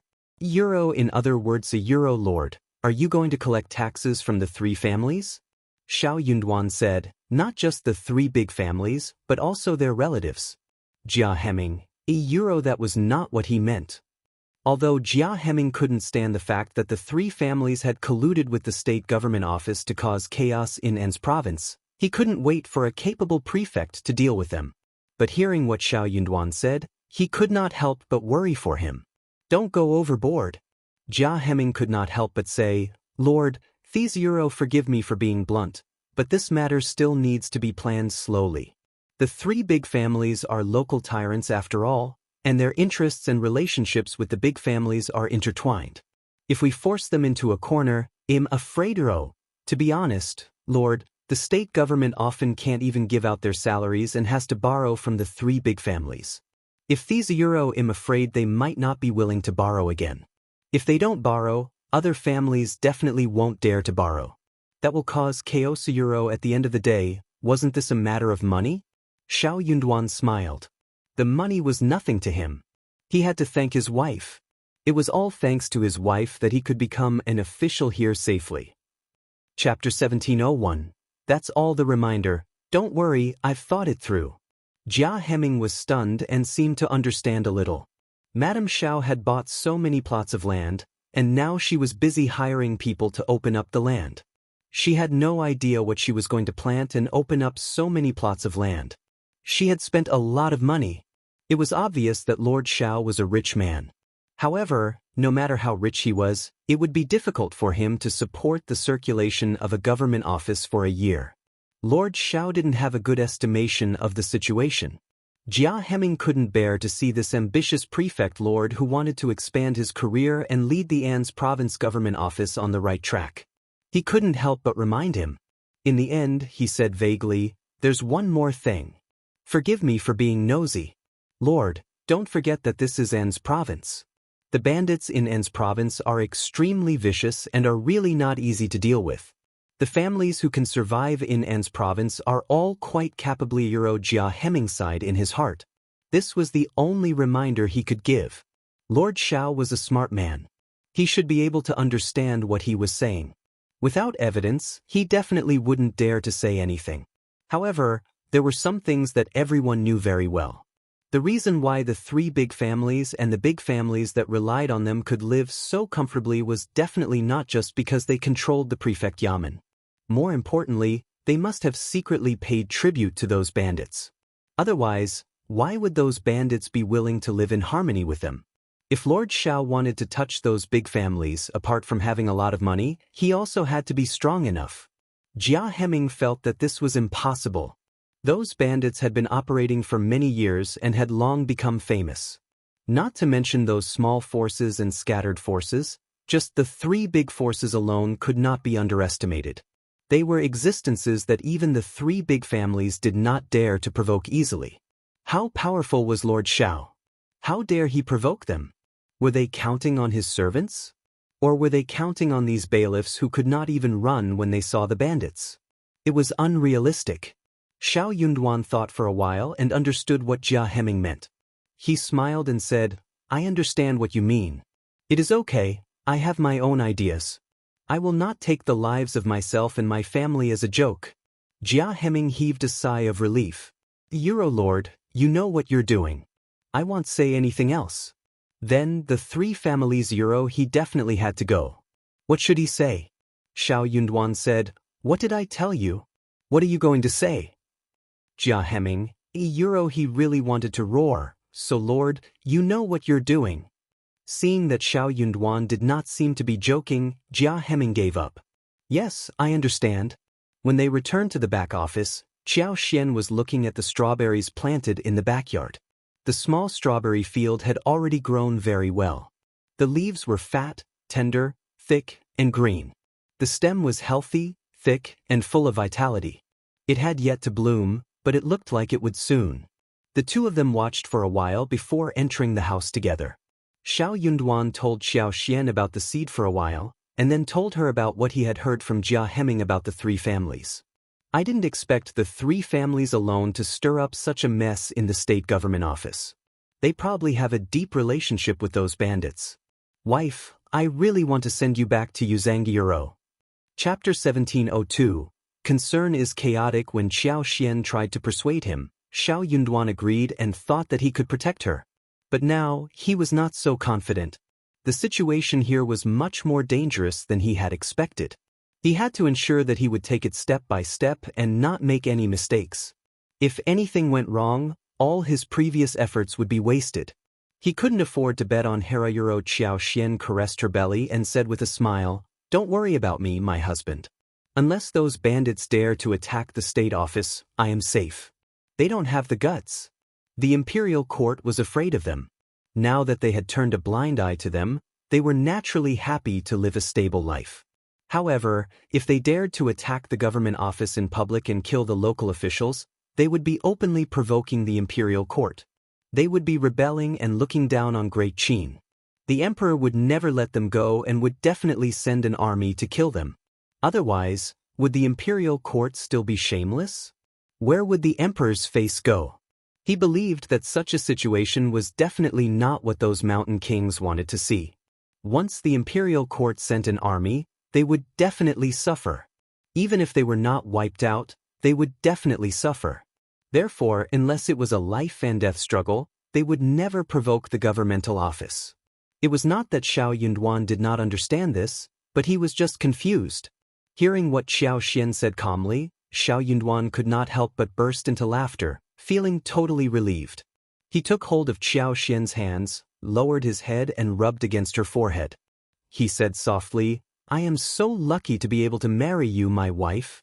The Xiao family has accumulated so much fortune over the past few lifetimes, and it is all thanks to me."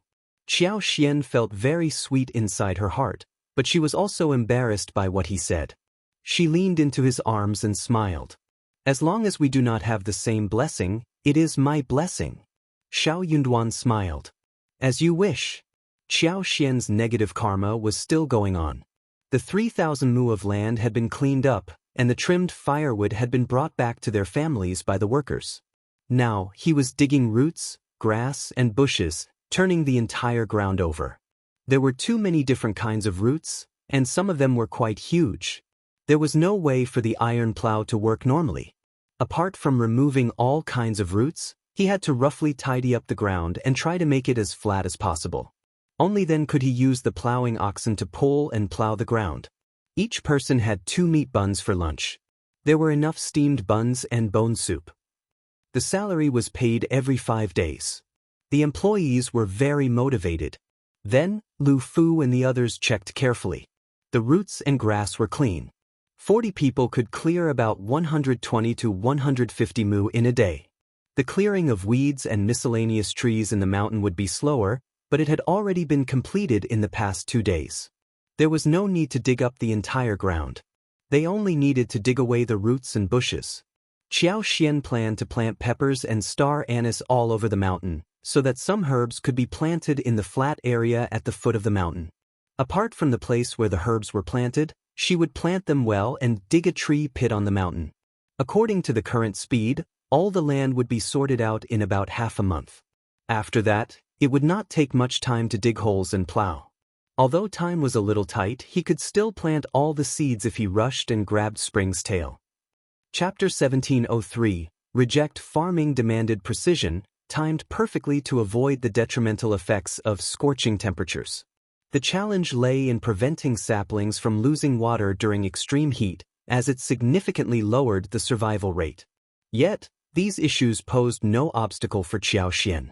Xiao Xian's extraordinary abilities were more than sufficient to oversee the cultivation of tens of thousands of mu of plants. As the couple immersed themselves in their individual careers, onlookers were left bewildered and uncertain. In the eyes of many, the lord of the prefect was not only engaged in farming but also seamlessly handling governmental affairs. His uncompromising stance and refusal to let anyone take advantage of him appeared, to some, a deviation from the norm. Jia Heming approached the 3 prominent families, seeking their agreement to supply rice seeds based on Xiao Yunduan's conditions. However, none were willing to comply. Even the more amiable ones, like the Hua family, attempted to probe but soon realized the lord of the prefect's unyielding nature. They cited numerous domestic responsibilities and claimed a lack of surplus rice seeds, expressing regret for being unable to assist. Old Lady Fan of the Fan family went a step further, openly berating Jia Heming and severing ties with him. The Mei family adopted a similarly cold stance, rejecting the proposal outright. Jia Heming tirelessly shuttled between Xiao Yunduan and the 3 major families, engaging in several rounds of negotiations that ultimately ended on sour terms. Old Lady Fan, influenced by her daughter's accounts, developed a negative opinion of Xiao Yunduan and Xiao Xian. In response, she instructed her eldest son to reach out to the other 2 families. The trio convened at the Fan family residence to devise countermeasures. Old Lady Fan's face displayed contempt and mockery. It appears our lord of the prefect state is obsessed with wealth. He has set his sights on us. How amusing! Old Master Hua maintained a smile without uttering a word. First Old Master Mei sneered, "Youth knows no fear. This Lord Xiao is unlike his predecessors." Old Lady Fan cackled, "Youth these days so audacious. We elders must guide them to understand the vastness of heaven and earth.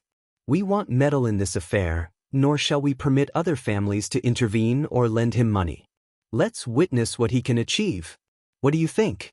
The Fan family had officially registered 150,000 mu of fertile land with the government, but in reality, it was 200,000 mu.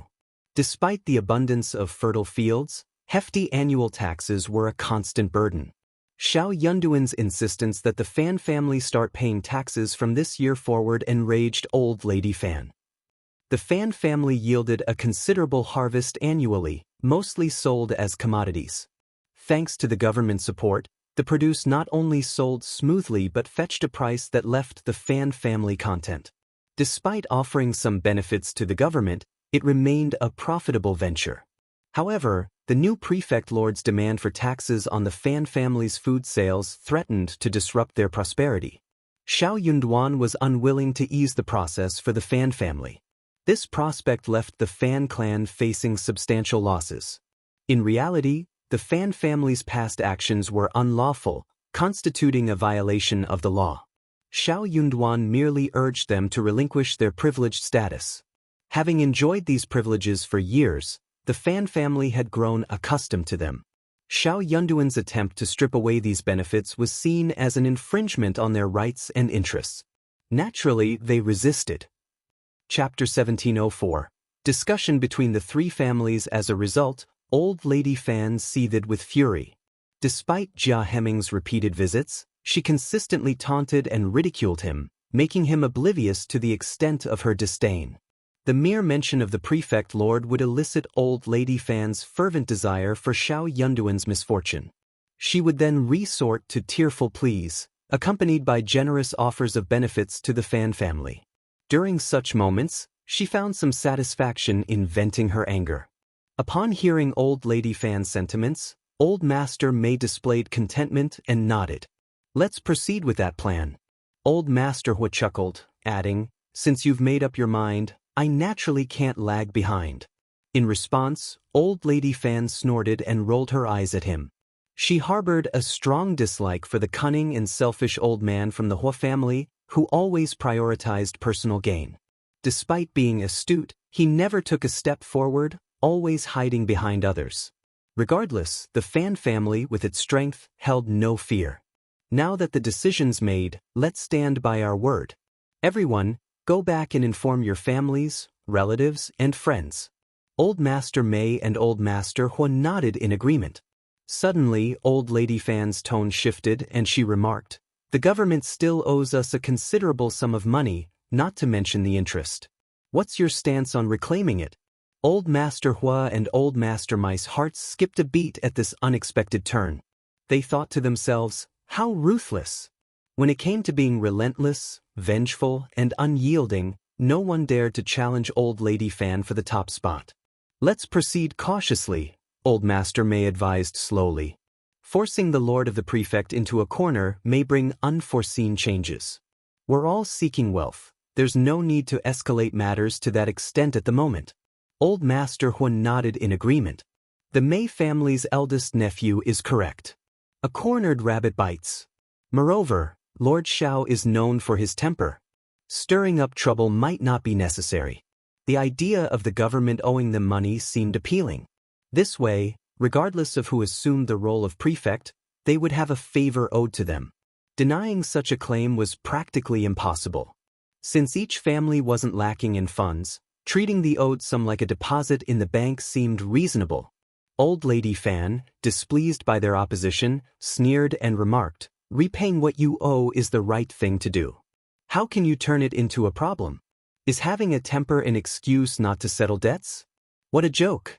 If you want, the Fan family will reclaim the money, that's for certain." Old Master Mei remained silent. Old Master Hua smiled without offering further comments. Even more displeased, Old Lady Fan took action the next day. She instructed her two sons to visit the office and demand the return of the owed 80,000 taels of silver from Lord Xiao. The two old masters of the Fan family were baffled, unable to comprehend their mother's sudden insistence on this matter. Despite attempting to dissuade her, Old Lady Fan remained obstinate. Helpless, the two elders sought an alternative solution and requested their daughter-in-law to approach Madame Xiao first. After some consideration, Old Lady Fan eventually agreed, stating, "Fine, I'll save some face for Lord Xiao. If he has any sense, he'll return the money. Otherwise, don't blame me for tarnishing the reputation of the prefect's office." Indeed, it was embarrassing for the dignified prefect's office to be unable to repay a debt. Such a situation would undermine Xiao Yunduan's authority. After all, he represented the prefect's office. Chapter 1705. Why are you here? Was Fan Ruyan willing to miss out on such a lively event? Of course not. She wanted to go too. Although First Madame Fan was hesitant to bring along her seemingly trouble-stirring sister-in-law, she lacked the authority to refuse. Thus, The following morning, they made their way to the backyard of the state government office to visit Madame Xiao. Xiao Xian had just finished discussing matters with Songshi, Lu Fu, and others when she learned of First Madame Fan and Aunt's visit. Smiling, she greeted them, "Keep an eye on the schedule and try to expedite matters. Time waits for no one." The two women agreed and departed. Li Qiu commented, "They didn't come when you were resting. I don't know why they're here now." The sentiment was unanimous. Xiao Xian smiled. "They're not here to visit me. Since they've come, let them in." First Madame Fan exhibited proper manners as she greeted Xiao Xian politely, took a seat, and engaged in conversation. She inquired about the baby in Xiao Xian's belly, offering advice on pregnancy and discussing how to care for the child. Xiao Xian, genuinely interested, joined the conversation with enthusiasm. For a pregnant woman eagerly anticipating her child, there was no more enticing topic. It was impossible to resist such kindness. Fan Ruyan's expression soured. Gradually, her complexion paled as she glared at First Madame Fan. She had suspected it. Her two sister-in-laws weren't as benevolent as they appeared. While they behaved respectably in front of their mother, behind her back, they harbored disdain for her and her family. Yet, she was also a member of the Fan family, just like her brothers. They shared the same mother. Why couldn't she find a husband? Why couldn't she claim a share of the Fan family's assets? His mother and brothers remained silent. What right did his two sister-in-laws have to be dissatisfied? They were outsiders. Whenever he was present, his mother would insist that they take care of him. However, when he wasn't in front of her, how willing were they to cater to his needs? It was preposterous. Xiao Xian had already noticed Fan Ruyan's discontented expression but chose to feign ignorance. Dealing with the wife of the prefect required careful consideration in conversation, after all. What a jest! Did this girl from the Fan family believe everyone had to flatter her? Upon reflection, it seemed that was indeed the case. The Fan family, one of the three major families in An's province, wielded significant influence in the region. With the government struggling to control the area, they heavily relied on these three families for management. Given such circumstances, the Fan family had the power to demand praise and face from others. Over time, Fan Ruyan might have developed such a personality naturally. Yet, Xiao Xian refused to cater to it. While others might endure Fan Ruyan's arrogant temper, willingly or not, Xiao Xian saw no need to seek assistance from the Fan family. As for fear, it held even less sway over her. If the Fan family persisted in their arrogance, it was only a matter of time before her husband took a stand against them. In essence, they were already in the first round. Observing her sister-in-law's darkening expression, First Madame Fan inwardly sighed. She couldn't keep pretending she hadn't noticed. If she had continued to turn a blind eye, she would be spared this current predicament. However, when she returned, Fan Ruyan would undoubtedly complain to their mother-in-law.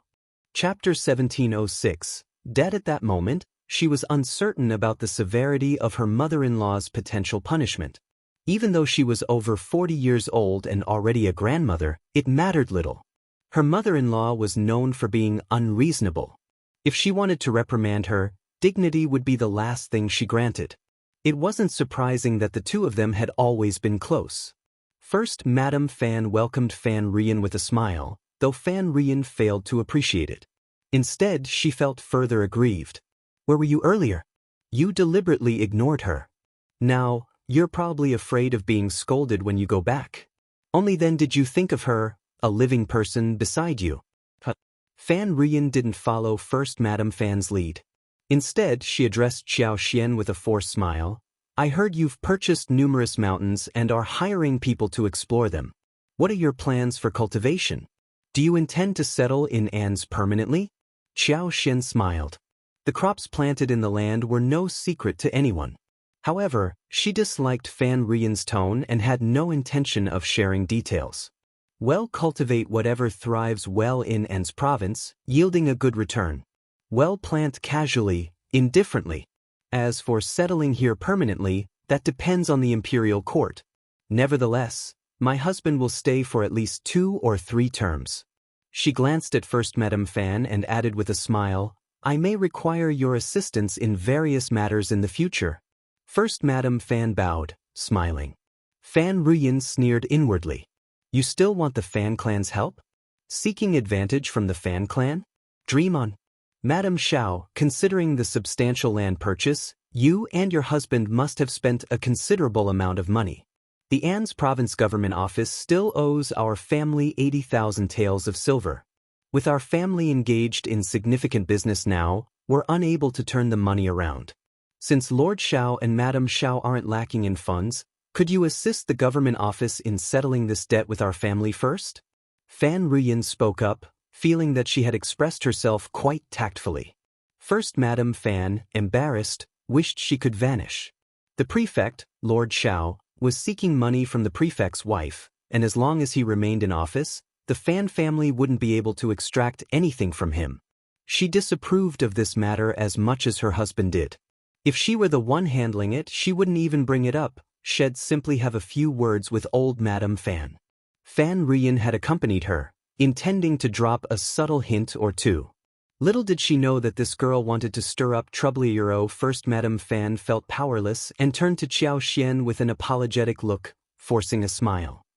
Madame Xiao, I'm truly sorry. The Jie family is facing difficulties right now, and we wouldn't have resorted to this if we had other options. Please forgive us. Fan Ruyin glanced at her sister-in-law disdainfully. So what if she phrased it nicely? Regardless of how polite the request sounded, they were there to collect debts. Expecting Madame Xiao to treat them cordially without harboring any resentment was wishful thinking. Xiao Xian was taken aback. She hadn't anticipated that the two sisters-in-law had a specific purpose for their visit. However, she never imagined it was to collect debts. From her husband, she had heard about the disorderly state of the official accounts, with substantial debts owed to local prominent families. Hence, owing money to the Fan family wasn't surprising. Chapter 1707. Giving it to her, the sum of 80,000 taels of silver was undeniably substantial. Had it not been for Xiao Yunduan and Xiao Xian, no one else could have procured such a significant amount for the prefect. It raised a dilemma. How could this prefect maintain any dignity and confidence in front of these affluent families? It was no wonder each prefect's tenure was short-lived. Beyond the threats posed by bandits and outlaws, the influence of these powerful families might also play a role. If these prominent families were covertly connected to the bandits and outlaws, each prefect would likely seethe with frustration yet dare not voice their grievances. What a vexing situation. Xiao Xian remained silent, and Fan Ruyin reveled in her satisfaction. Being the prefect's wife didn't alter the fact that money could overwhelm even a hero. Without funds, how could one hope to control the Fan family? Lord Prefect was too naive. Did they genuinely believe the Fan clan was an easy target? Fan Ruyin continued, Madame Xiao, we are facing our own challenges. Please understand, Madame Xiao and Lord Xiao. Xiao Xian smiled. You need not be overly polite, Madame Bai. However, 80,000 taels of silver is a substantial sum. I will need to consult with my husband. How about this, Mrs. Bai, return tomorrow and don't forget to bring the IOU. Both First Madame Fan and Fan Ruyin were taken aback. What did this mean? Was Madame Xiao truly planning to repay the money? Indeed, 80,000 taels of silver was a considerable amount. How could they produce it immediately? Nevertheless, having made the statement, there was no room for retraction. Fan Ruyin promptly agreed, wearing a smile. Xiao Xian nodded and smiled. It's a deal. First Madame Fan felt even more ashamed and uneasy. Feeling embarrassed to stay any longer, she quickly stood up with a smile and bid farewell. Xiao Xian didn't prolong the encounter and arranged for someone to escort them out. Upon Xiao Yunduan's return, Xiao Xian shared the encounter with a smile. Husband, it appears the three families have no intention of cooperating with you. Xiao Yunduan had been planning to revoke their privileges when the Fan family voiced their objection, and the other two families followed suit. Although Xiao Yunduan anticipated this development, he didn't expect it to unfold so swiftly. It seems we can't rely on them for the seeds. The Fan family has made their stance clear, and the others are likely to follow suit. I've implicated you again. Xiao Xian smiled. It's not a big deal. I have the IOU, and am not accepting the money for free. With the taxes due this year, they'll be repaid. Xiao Yunduan smiled and embraced her. Of course. Even so, without Xiao Xian, he wouldn't have managed it. If all the prominent families joined forces, the cost would exceed 600,000 taels of silver. Where could an ordinary prefect lord procure such a sum? After discussing for a while, Xiao Yunduan voiced his concern. The money is one thing, but am worried they might take other actions. My wife, don't go out so easily, and keep an eye on Xianxia and the others. Xiao Yunduan wasn't overly concerned about Xianxia and the land reclamation. The three big families were more likely to target him or his wife rather than the servants. What use was there in targeting servants? They wouldn't expect him to retaliate over a few servants. They wouldn't dare to touch the wasteland since they had their own fields. Their audacity to meddle here stemmed from the belief that consequences wouldn't follow. If they did provoke a reaction, they would be at a disadvantage. After all, their fields were superior and more numerous. Chapter 1708. Feeling slapped in the face, what they desired now was for Xiao Yunduan to concede defeat and lower his head. If the three big families continued to act unchecked in An's province, they would solely target him and his wife. Hearing his concerns, Xiao Xian grew a bit anxious. She repeatedly reminded him to be cautious when going out. Xiao Yunduan, caught between laughter and tears, reassured her, fearing she wouldn't be able to tend to the baby in peace. Xiao Yunduan instructed Jia Heming to approach the three prominent families again and issue an ultimatum. They wouldn't be selling the seeds, so they needed to finalize the deal today without further delay. If the families truly couldn't provide assistance or resources, he would have to explore alternative solutions. Despite Jia Heming's expectation that the trip might be futile, he complied. The outcome aligned with his predictions. The three families weren't reserved. They genuinely had nothing to offer. Xiao Yunduan nodded and dismissed Jia Heming. Jia Heming seemed hesitant to speak but chose to hold his tongue. Though concerned, he left with a somber expression. He sensed that Lord Xiao was genuinely determined to take action but deemed him too hasty. While he understood the impossibility of extracting anything from the formidable three big families, being too anxious posed its own challenges. If the three families refused to assist, the other clans were unlikely to help either. With no funds in the official account, Xiao Yunduan faced a dilemma. Unbeknownst to Jia Heming, Xiao Yunduan had instructed Zheng Sang to lead a group to Yuezheng province. There, he requested Yuezheng Xiao to secretly deliver the seeds. Zheng Sang brought individuals to provide discreet protection, just in case. Given the three big families' audacity to confront bandits, their methods differed from those of other family clans. Xiao Yunduan had to exercise caution. As expected, First Madame Fan faced a scolding from her mother-in-law in the Fan family. She had grown numb to it and merely listened. Old Lady Fan had anticipated that Xiao Yunduan and Xiao Xian might soften their stance when asked to settle the debt. To her displeasure, they not only held their ground but also presented the IOU the next day. Feeling even more dissatisfied with the outcome, Old Lady Fan instructed, "Since Madame Xiao has spoken, both you and your sister-in-law will go again tomorrow. Take the butler and the IOU with you. I want to see if Madame Xiao is bluffing. If she doesn't give you the money tomorrow, don't return empty-handed. Make sure she promises something, understand?" First Madame Fan nodded. The following morning, the two of them, accompanied by the Guan family and the IOU, paid another visit. Upon seeing them, Xiao Xian greeted, "Welcome." Without a word, she had someone verify the authenticity of the IOU and gladly handed over the banknotes. There were a total of 8 cards, each worth 10,000 taels. As she held the banknotes, Fan Ruyan remained in a daze. Is this it? They received the banknotes just like that? Madame Xiao didn't even plead with the Fan family? Regardless of Fan Ruyan's thoughts, she could only return with the banknotes. Despite successfully securing the repayment, Fan Ruyan found herself surprisingly dissatisfied. Old Lady Fan shared the sentiment, feeling as though she had been slapped in the face. She believed that other families might be ridiculing her behind her back, especially the old man from the Hua family. Old Lady Fan promptly dispatched someone to seek out the other 3 smaller family clans holding the promissory note. Their mission was to collect the debt at the designated location from the government office. Chapter 1709. Stifled. If the Hua family and the Mei family refused, Old Lady Fan wouldn't summon them. However, the other families were holding nearly 200,000 taels in IOUs. Since Madame Xiao had seemingly slapped her own face, Old Lady Fan felt compelled to retaliate. They doubted they would actually receive payment this time. Two families secretly rejected Xiao Yunduan's request but didn't dare to refuse openly. Every family knew Old Lady Fan's temperament. If they dared to decline, they risked earning her enmity, making their future interactions challenging. They might as well collectively voice their grievances to the government to reclaim the money. Xiao Xian, unwilling to ask Xiao Yunduan for the promissory note, left the other party bewildered. Xiao Xian chuckled, saying, "Since you're here to collect the debt, why didn't you bring the IOU? Perhaps you forgot that I'm expecting you, so let me go back and fetch it now." Her words left them feeling awkward. Uncertain whether Xiao Xian intended to genuinely repay the money or not, they found themselves cornered and unable to back down. They hurriedly went home to retrieve the IOU.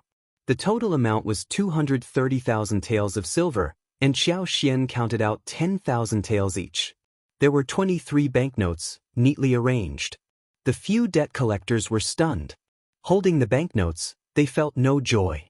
Instead, an unexplainable guilt crept in. It was a rare sight to see debt collectors in such a mood.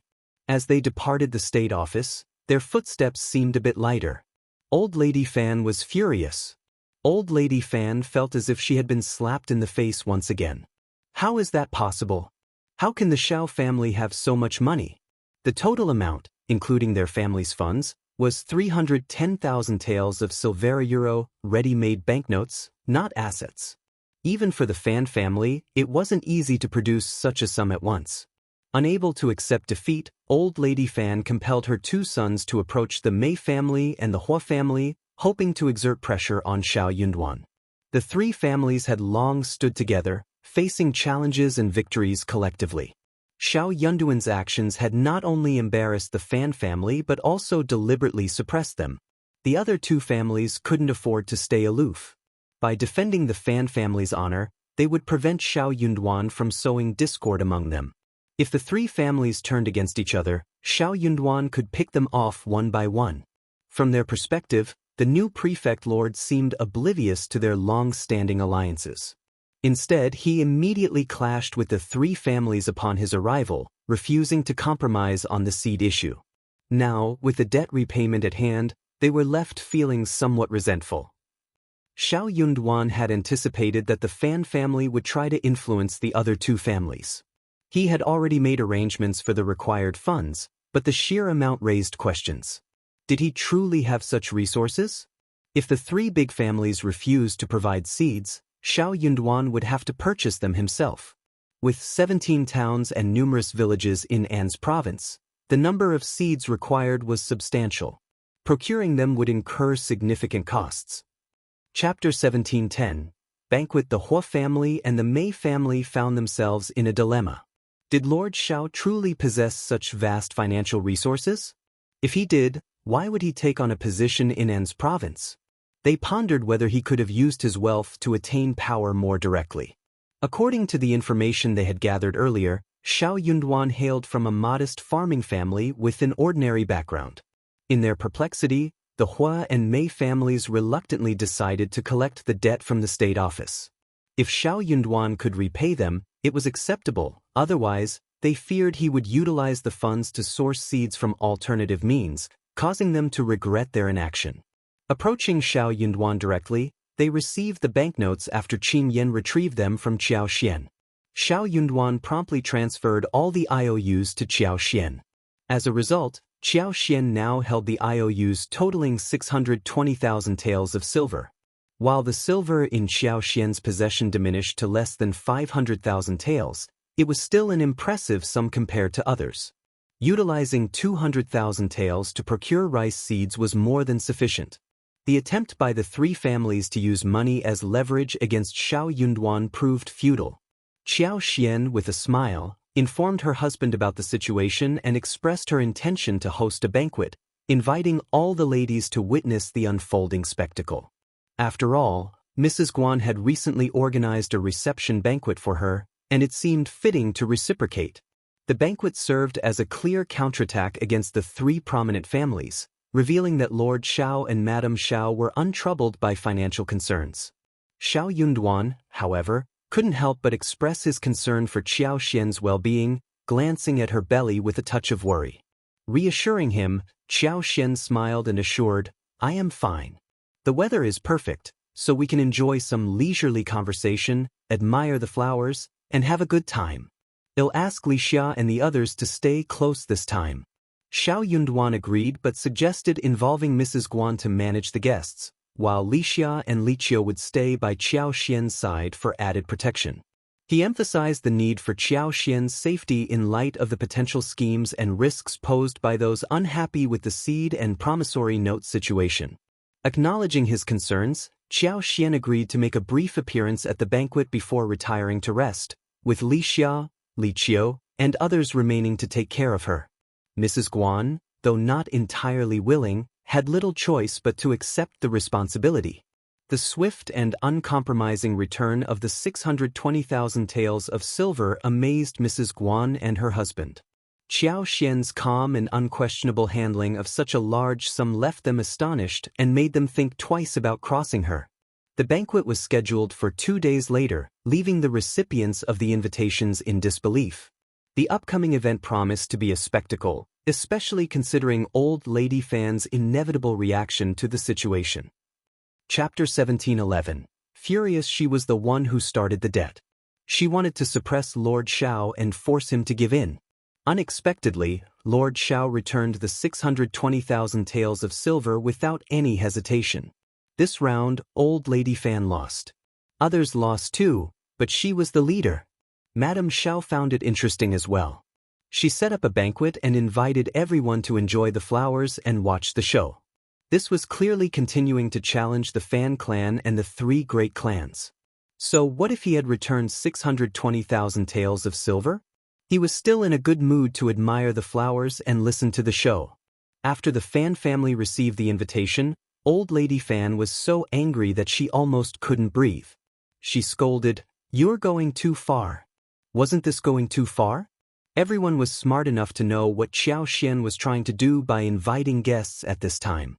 "It seems that Lord Xiao and Madame Xiao have made up their minds to go against us. Good. I've seen how ignorant they are today. As smug as they are, money isn't enough in An's province." Old lady Fan was in a fit of pique. She had planned to not let the Fan family attend this banquet, but she also wanted to give it to the families who were close to her. She also wanted to tell the Mei family and the Hua family. First Old Master Fan and second Old Master Fan had a headache. This won't do. This was equivalent to going against Lord Xiao and Madame Xiao. By then, Lord Xiao and Madame Xiao wouldn't let the Fan family off easily, even if it was for the sake of their reputation. Although the Fan family was one of the three big families in An's province, it would cause a lot of trouble if Lord Xiao targeted them. At that time, the Hua family and the Mei family would be left far behind. There might even be other families trying to replace them. But if he explained it to old lady Fan like this, it would definitely not make sense. She would not listen, because she was very confident in her family. First Old Master Fan and his brother had no choice but to tell her that they had to attend the banquet. If they didn't, others would think that the Fan family was afraid of Lord Xiao. Old lady Fan felt that it was true. Why not? She had to go. And she had to go in a glamorous manner. The banquet was held as scheduled. This time, the banquet was even more lively and crowded than the reception banquet. Qiao Xian was showing off, of course, the more the merrier. Furthermore, she had indeed invited more people to see if there was anyone she could befriend and support. How could it be said that all the local family clans, big and small, were convinced of the three big families and did not have any other thoughts? Qiao Xian was of a higher status than everyone else, so she did not need to greet them personally. Instead, the ladies who came to visit her had to greet her one by one. It saved her a lot of trouble in the province. Seeing this, Mrs. Guan felt very frustrated. If Lord Xiao managed to solve the problem of the seed, more than half of the scribes in office would side with him. It would be meaningless for his old master to pretend to be sick. But now that things had come to this, her old master was caught between a rock and a hard place. She could only hope that Lord Xiao wouldn't be able to solve this problem. When his old master took action to solve the problem, his old master would have the final say in the government office. Compared to the reception banquet last time, the ladies were much more polite to Xiao Xian this time. Chapter 17:12. The more at this time, the more the Fan family cares about this. After all, not many people could take out 620,000 taels of silver without blinking. Who knew what other trump cards Lord Xiao had? Lord Xiao didn't even hesitate to slap the Fan family's face. Even though these family clans were considered top-notch locally, they were nothing compared to the Fan family. In Lord Xiao's eyes, it was nothing. In addition, the Fan family had always been domineering. If it wasn't for the Fan family's strength, no one would be willing to tolerate old lady Fan's temper. Seeing her and the Fan family suffer, countless people were secretly happy and gloating. They couldn't wait for Lord Xiao and Madame Xiao to teach the Fan family a lesson. When they saw Xiao Xian, they were very polite. On the Fan family's side, the people who came were still the sisters-in-law and young ladies from the younger generation who had attended the banquet last time. They were still the last to appear as the finale. At such a time, the Fan family was more concerned about this. Old Lady Fan insisted that the Fan family needed to make a more glamorous appearance this time. As a result, the 3 madams and 3 young ladies of the Fan family arrived at the banquet dressed in exquisite finery. Their vibrant choice of bright satin garments, adorned with intricate gold and silver embroidery, drew attention. The colors ranged from vivid purple to striking orange red, while the 3 young ladies opted for shades of pink, rose red, and begoniard.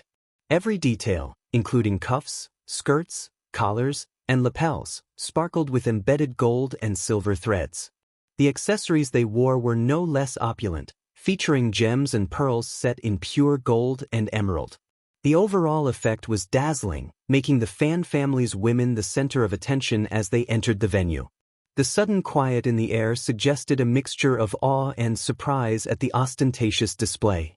However, the atmosphere also hinted at an undercurrent of tension and uncertainty, leaving the banquet hall in a momentary hush. First, Madame Fan was so embarrassed that she wanted to disappear. She knew that she was being silly, and she did not want to do that. But what could he do? Madame Lady Qiao was so stubborn that she could not even convince her 2 sons, let alone her daughter-in-law. Plus, there was a Fan Rian who had learned everything from old Lady Fan. So it was not hard to imagine. Second Mrs. Fan didn't like this either, but she was magnanimous and didn't care. The women of the Fan family came forward to greet them, and Xiao Xian said with a smile, "First Madame Fan, second Mrs. Fan, Madame Bai and the 3 ladies are dressed so well today." Someone covered his mouth and held back his laughter. Fan Rian subconsciously straightened her back and smiled smugly. "Since we're attending a banquet, we naturally have to dress up well. Isn't this a perfect match?" She thought to herself, "You're naturally looking forward to seeing the women of the Fan family covered in dust today. Then you're wrong. The Fan family won't be defeated so easily. Don't think that just because you can take out 600,000 taels of silver, you have the capital to be arrogant in front of the Fan family." It was still far away. Xiao Xian responded with a smile, "Well said, Madame Bai." Fan Rian giggled in response, "Aya, Madame Xiao, you flatter me." First Madame Fan wished she could disappear once again. As the guests continued chatting, Xiao Xian eventually apologized and delegated the task of entertaining them to Mrs. Guan. She instructed her maids to provide a delightful meal for the guests. Citing not feeling well, she excused herself to retire. Being both pregnant and the prefect's wife, her claim of not feeling well left little room for objections. Polite expressions of concern followed her departure, and they escorted her to the door. Upon arriving in the garden, Xiao Xian noticed Qin Yan anxiously searching the surroundings. Spotting her, he visibly relaxed and quickly approached with a smile. Returning the smile, Xiao Xian spoke, "All right, I am going back now. Go and tell your lord not to worry." Chapter 17:13. Want to inquire? Kai Yue and Kai Hua burst into laughter. Qin Yan, feeling embarrassed, scratched his head and hastily declared, "Old master is still waiting for my response. I'll inform him right away." With those words, he hurriedly made his way out. The laughter of Kaiyue and the others intensified. Once Xiao Xian departed, the atmosphere in the garden gained liveliness. Initially, they attempted to keep their discussion discreet, skirting around the issue. However, as Fan Ruyin initiated the conversation, they collectively decided to abandon secrecy. They bombarded Mrs. Guan with inquiries, hoping to extract information from her. Residing in the state government office's backyard with Lord Xiao and Madame Xiao, she occasionally encountered Madame Xiao, making her the most knowledgeable among them. The staggering expenditure of 620,000 taels of silver by Xiao Xian and Xiao Yunduan astonished everyone. The wealth they possessed piqued the interest of many. Yet, the matter of the seed wasn't solely solvable with money. Rumors circulated that an agreement had been reached between Lord Xiao and the three prominent families. What was Lord Xiao's strategy? Time pressed on, and the curiosity about Lord Xiao's actions grew. Had he already set his plan in motion? This concern weighed heavily on their minds. If the three big families faltered and lost their privileges, it would be even more detrimental for second- and third-class families like theirs. Mrs. Guan inwardly sighed. How could she possibly know? Her old master, citing his recovery as an excuse, declined to assist Lord Xiao. Similarly, she claimed to be attending to her old master and restricted her outings. She hadn't visited Xiao Xian or engaged in any conversations with her. She had no intention of attending. Xiao Xian's frustration with her arose from her old master's refusal to aid Lord Xiao. Despite being the wife of the prefect while the other was merely the wife of the deputy prefect, Mrs. Guan found herself overshadowed. Could she openly confront and engage in a feud, especially considering her current pregnancy? Her knowledge about the Xiao family was limited to what others knew, and she felt too embarrassed to admit it. Revealing her lack of information would only emphasize her perceived incompetence. In an attempt to divert the conversation, Mrs. Guan stuttered and tried changing the subject. Fortunately, attention soon shifted to Li Xia and Li Qiu. Though they were only two young girls, being Madame Xiao's maids meant they were privy to more information than Mrs. Guan. However, due to their loyalty to Madame Xiao and the Xiao family, they had to be cautious and not divulge too much. Surrounded by maids and housekeepers, they were bombarded with compliments and enthusiastic greetings. Despite Xiao Xian's precautions, the overwhelming enthusiasm caught them off guard, leaving their minds in turmoil. Fortunately, the crowd, aware of their master's high status as the wife of the prefect, refrained from asking intrusive questions or adopting an aggressive demeanor. Li Xia and Li Qiu, in turn, held their ground, refusing to reveal more than necessary. Nonetheless, there were certain aspects they could emphasize, such as boasting about their old master's wealth and Madame's extensive collection of exquisite, beautiful, and exceptionally precious jewelry.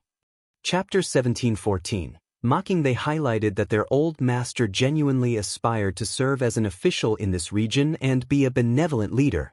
Therefore, leaving abruptly was out of the question. Additionally, they wanted to convey that both their old master and Madame were of high status, noble character, and displayed kindness and gentleness towards everyone. Being a servant in the Xiao family was considered a blessing that anyone would be fortunate to have. The maidservants, however, were disheartened. Who would be interested in hearing such details? As dinner approached, Li Xia and Li Qiu informed Mrs. Guan and extended invitations to the ladies to join them at the table. Eager to witness the unfolding events, Mrs. Guan agreed with a smile and led the group to the banquet hall. Throughout the half-day of being surrounded by inquisitive individuals, Mrs. Guan had to muster considerable energy and endurance, leaving her thoroughly exhausted. As everyone settled down, Mrs. Guan exchanged greetings with each guest. Li Xia and Li Qiu promptly instructed the serving of dishes. Unaware of the chef's identity, Mrs. Guan remained in the dark until the dishes were presented. A collective look of puzzlement crossed the faces of the guests. The meal before them couldn't be described as lavish or high-class. Among the offerings was a dish featuring cabbage boiled in a crystal-clear soup, tofu prepared in a simple manner, and a sealed urn over half a foot tall, the contents concealed. Its size was comparable to a large bowl, leaving everyone curious. Other dishes appeared more conventional but exhibited an exquisite and tempting quality. The braised meat displayed a vibrant red hue, while prawns, a familiar item, were coated in an unknown red sauce. The aroma, slightly sour and sweet, immediately tantalized the taste buds, eliciting anticipatory reactions from the diners. The table also featured a plate of neatly arranged chicken, its skin yellow and shiny, exuding a fresh and tender quality. Having escaped without encountering any trouble from Xiao Xian, Fan Ruyan couldn't resist poking fun at the dishes when she saw them. Madame Xiao and Lord Xiao must have used up their funds to cover the state office's deficit. The banquet dishes today are quite simple and straightforward. Fan Ruyan's jesting elicited laughter from many madams and young ladies who shared a good relationship with the Fan family. It was an unspoken understanding among them. Mrs. Guan eagerly anticipated someone ridiculing Xiao Xian and opted not to defend her. Instead, she chimed in, "Mrs. Bai, please don't say that. Madame Xiao has sincerely invited us as her guests. Such an invitation is a rare gesture, and we should appreciate it." Fan Ruyan sneered with disdain, her eyes filled with mockery. She retorted with a faint smile, "Such good intentions can indeed serve as a shield at any time, allowing you to silence others. Don't you think it's quite effective?" Mrs. Guan chuckled. "Mrs. Bai, you certainly have a sense of humor." At that moment, Li Xia and Li Qiu approached. Li Xia smiled and said, "Mrs. Bai and everyone, you may not be aware, but these dishes were specially ordered by our madam and prepared by the kitchen. Some were even made 2 days ago. They are different from the local dishes, which might be why Madame Bai didn't recognize them. Allow me to explain each dish to the madams and young ladies, and I'm sure they'll appreciate the uniqueness." The two maids began detailing the dishes one by one, covering ingredients, craftsmanship, and the distinct features of each dish. The menu included boiled cabbage, fish soup tofu, braised pork, prawns with soya sauce, Buddha jumps over the wall, and salt-baked chicken. Chapter 17:15. Face slapping. As Li Xia and Li Qiu spoke, they wore warm smiles and extended invitations to all the madams and young ladies to savor the dishes while they were still hot. The enticing descriptions heightened the anticipation of the guests, who eagerly picked up their chopsticks, unable to resist the temptation. Curiosity and enthusiasm surged as they couldn't wait to indulge in the flavors. "Not bad at all. What's in this prawn sauce? It's a delightful combination of sour and sweet. The chicken is amazing. The skin is tight, and the meat is exceptionally fresh and delicious. I've never encountered such a cooking method. This braised pork is exquisite. It melts in the mouth and isn't greasy at all. And what's this called? Buddha jumps over the wall? The soup is marvelous. I must say, this boiled cabbage is unexpectedly delightful. It appears simple but tastes wonderful. It's no wonder, considering the variety of delicacies." The madams and young ladies, being connoisseurs of fine cuisine, recognized the quality of the dishes. Such a feast would easily cost at least 200 taels of silver, considering the array of snacks, tea, fruits, and the entertainment provided by the troupe. Madame Xiao had generously opened 12 tables for the occasion. With the additional expenses on snacks, tea, fruits, and the entertainment troupe, the banquet's total cost exceeded 3,000 taels of silver euro, a sum indicative of a large-scale event. In usual circumstances, a well-organized banquet could be achieved with 100 or 200 taels. Anything above 500 taels was considered affluent and grand. Madame Xiao's wealth was unmistakable. Fan Ruyan's complexion alternated between shades of green and white. Although no one openly mocked her, the continuous praises for the dishes amounted to a figurative slap on her face, exposing her lack of knowledge. The two girls, in particular, seemed to intentionally direct their comments toward her. The implicit mockery in their gazes left her feeling thoroughly irritated and scorned. The banquet dishes garnered universal praise and satisfaction from all the guests, except for Fan Ruyan, who refrained from tasting the food. Li Xia and Li Qiu reveled in their satisfaction. The carefully prepared dishes served as a subtle rebuke to Fan Ruyan for her unwarranted insults. Madame Xiao's meticulous efforts had resulted in a culinary triumph, proving her culinary knowledge and capabilities. The shrimp with soya sauce, in particular, stood out, offering a delightful blend of sweetness and sourness. Madame Xiao had even brought tomato seedlings from the capital, carefully transplanting and cultivating them in An's province. The resulting harvest enabled the creation of the unique eggplant juice featured in the banquet. For Wuxia and Xianxia, Fan Ruyan's ignorance and baseless criticisms now seemed all the more absurd.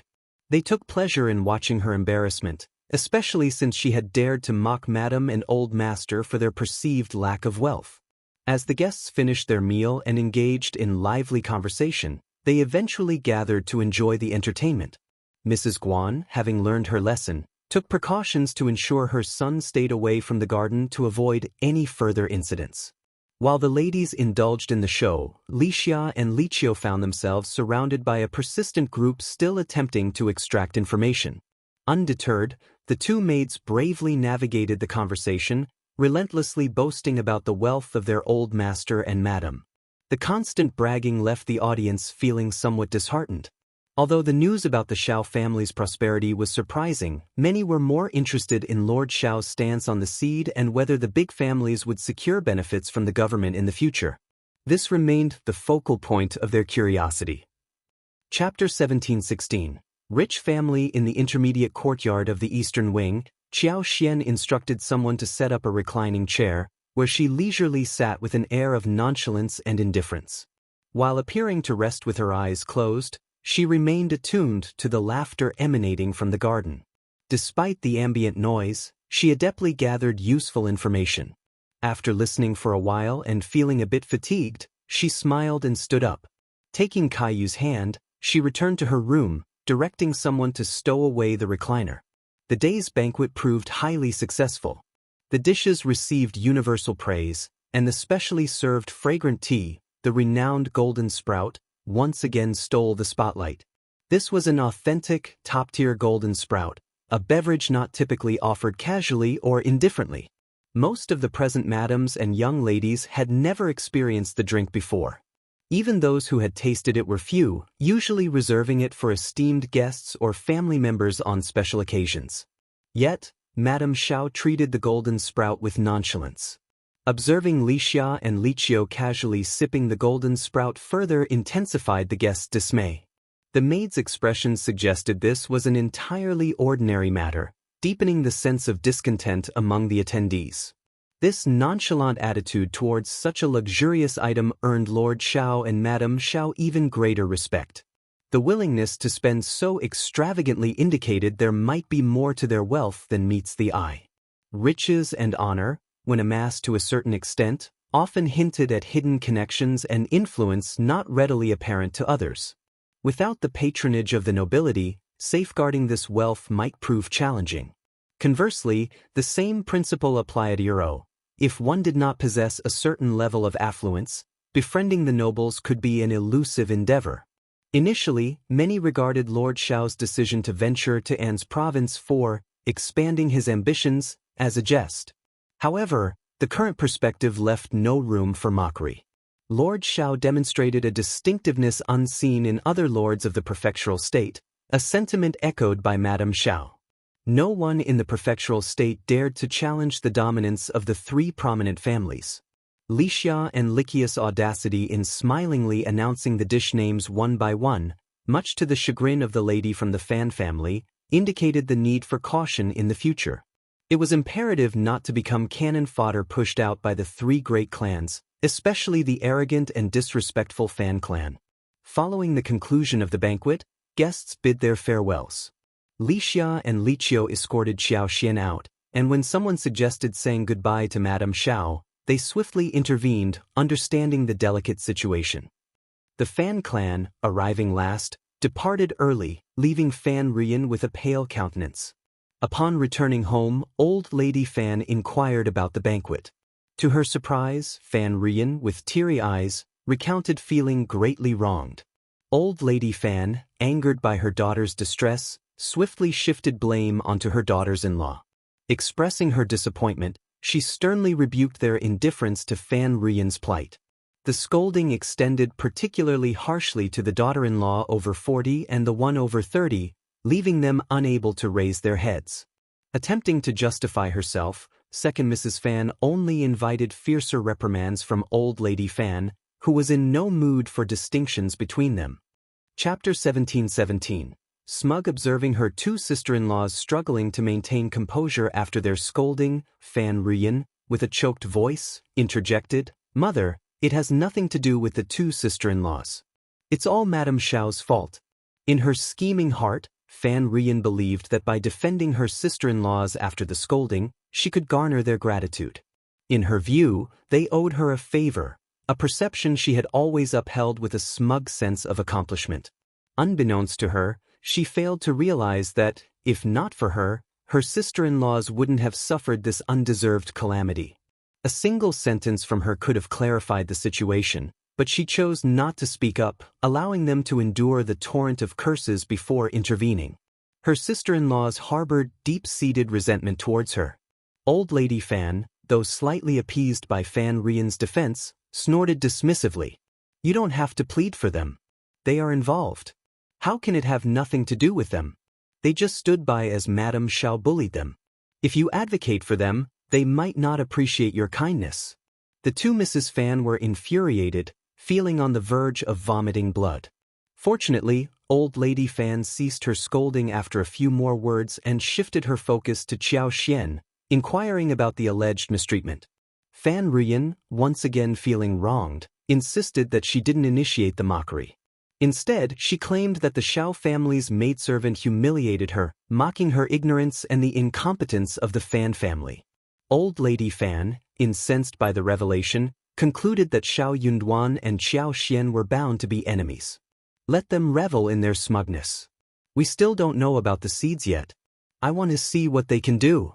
As the attention of everyone was fixed on how the state government would address the seed issue, Yuezheng Xiao and his entourage had already arrived in An's province. Xiao Yunduan instructed Jia Heming to find 2 trustworthy scribes and store the seeds in the warehouse. He then drafted an official document, distributing it to the towns to facilitate the planting of spring crops. Jia Heming, stunned by the sudden turn of events, took a moment to collect himself before addressing Xiao Yunduan. "Lord, these euro," Xiao Yunduan smiled. "The first batch of seeds has arrived, and the second and third batches will follow in a couple of days.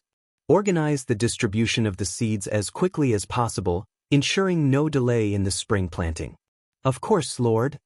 Overjoyed, Jia Heming rushed out to oversee the arrangements. Returning to the east yard, Xiao Yunduan found Songshi, who had just picked up Yuezheng Xiao from Zheng Sang's house. Upon learning about Xiao Xian's pregnancy, Yuezheng Xiao expressed his congratulations and joy. The 3 friends, reunited after a long separation, engaged in lively conversation, relishing the warmth of their reunion. Yuezheng Xiao conveyed greetings from his mother, the first madam, and even brought some gifts for Xiao Xian. The thought of the person who had treated her well and imparted invaluable knowledge for navigating this era warmed Xiao Xian's heart. She smiled and inquired about the well-being of the first madam, whom she missed dearly. As the evening descended, Xiao Yunduan and Xiao Xian decided to stay for dinner at the east yard of the state office. With Yuezheng Xiao's visit, they planned to enjoy each other's company for a few more days, exploring the delights of An's province together. Chapter 1718. Done. He was particularly intrigued by the land acquired by Xiao Xian. It piqued his interest enough to warrant a closer inspection.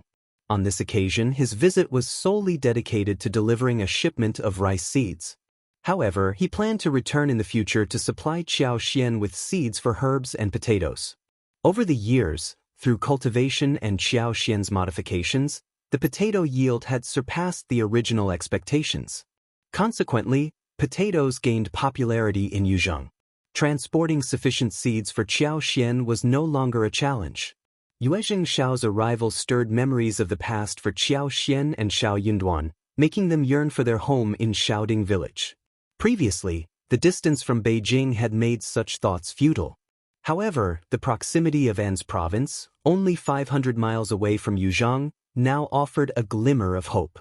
Although the journey was arduous, it was manageable in just 2 to 3 days more than a standard trip. Despite the relative ease of returning home, Xiao Xian's pregnancy posed a hurdle. Xiao Yunduan adamantly opposed her venturing out. He consoled her, promising that once the child was born and grew, An's province would likely stabilize, allowing them to return together. Following the purchase of rice seeds, Xiao Yunduan recognized the need for careful planning to safely distribute them to the 17 towns. He harbored suspicions that the 3 prominent families wouldn't remain idle, prompting him to take precautionary measures. While the seeds discreetly entered the city without raising any alarms, their presence would be impossible to conceal once they reached the warehouse. All the families were shocked. Lord Xiao had really done it? Without relying on the 3 great clans. For a moment, many families sent servants to wander around the warehouse. Unauthorized individuals were strictly prohibited from approaching the government warehouse, a well-guarded area surrounded by a high wall. The empty 50-meter perimeter served as a buffer, dissuading anyone from approaching without cause. Nevertheless, resourceful families found their own ways to navigate restrictions. While forbidden from direct access, they could linger at the edge, engaging in conversations with the bailiffs on duty. Convinced that the seeds originated from Lord Xiao, they anticipated the arrival of subsequent batches in the coming days. That evening, the 3 great clans convened at the Fan clan for a discussion, and the atmosphere was tense. Old Lady Fan wore the ugliest expression, her dissatisfaction apparent. Old Master Hua, appearing gentle and smiling, concealed inner turmoil. First Old Master Mei, always stern and cold, remained unreadable, but the prevailing mood was undeniably unpleasant. Unable to contain her frustration, Old Lady Fan sneered, "Lord Xiao is quite resourceful. I never expected him to acquire such seeds. But merely placing them in the warehouse is not enough. He claims there will be 2nd and 3rd batches. Do any of you believe him? I don't trust him. Could this be a scam?" She added. Old Master Hua sighed. "Well, it's hard to say. Lord Xiao is not someone to be underestimated." Old Lady Fan dismissed him with a snort. "Old Man Hua, this is about bolstering others' morale while diminishing your own prestige. The solution is simple. Destroy this batch of seeds, and everything will be fine." Old Master Hua and Old Master Mei exchanged frowns, contemplating whether Old Lady Fan had lost her senses. Chapter 1719. No need to worry. The seeds safely resided within the confines of the government warehouse, prompting the question of how to dispose of them. Was burning down the warehouse a viable option? The practical challenges loomed large: bailiffs on duty, a towering wall, and the assumption that such a drastic move could be executed without repercussions. The landscape had changed. The bailiffs were now under Lord Xiao's influence. Disobeying him was unthinkable, and the prospect of burning the seeds raised moral concerns. The potential consequences of such an act, including retribution, made it a perilous choice. Moreover, initiating a direct conflict with the government would be a fight to the death. Compounding the dilemma was the increasing uncertainty surrounding Lord Xiao's background. Without adequate knowledge, rash actions seemed perilous. The 3 families struggled to find common ground. Old Master Hua and Old Master Mei disagreed with Old Lady Fan's proposal, opting for a more measured approach. They viewed Lord Xiao as a potential ally rather than an adversary. Assuming he desired stability in An's province's business realm, a mutually respectful conversation seemed plausible. The ability to resolve the seed predicament indicated Lord Xiao's competence and willingness to engage as equals. With this perspective, both the Hua and Mei families chose restraint and patience. Stepping back from the precipice, they embraced a more comprehensive understanding of each other. Recognizing Lord Xiao's pursuit of financial gains, they decided to cooperate, provided he maintained reasonable boundaries. The consensus emerged: as long as Lord Xiao remained within acceptable limits, they would not obstruct his endeavors. The path forward involved a more amicable and pragmatic approach, acknowledging the potential for collaboration rather than confrontation. The Hua family and the Mei family were already in discussions about the gifts they would prepare. In a few days, they planned to send their women to the backyard of the state government office to visit the pregnant Madame Xiao. As the Hua and Mei families opted for a more conciliatory approach, Old Lady Fan found herself with no choice but to adopt a wait-and-see attitude. While she might have considered taking action in the past, the current situation acknowledged the newfound stature of the prefect state's new lord, whom she could no longer dismiss with arrogance. By the second and third day, all the seeds had been meticulously arranged within the government warehouse. The lively atmosphere within the warehouse persisted for the past 2 days, with seeds transported, weighed, registered, and stored. Official documents were prepared for distribution, and the state government organized the dispatch of personnel to towns. The land officers were informed, villages were notified, and the seed distribution process commenced. Each year, a designated scribe assumed responsibility for a town, ensuring that any issues would be promptly addressed.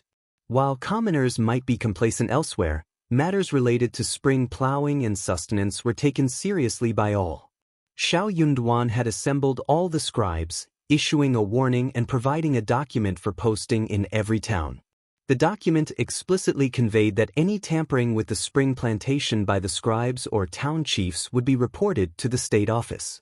Immediate interrogation and severe consequences awaited those found guilty of such transgressions.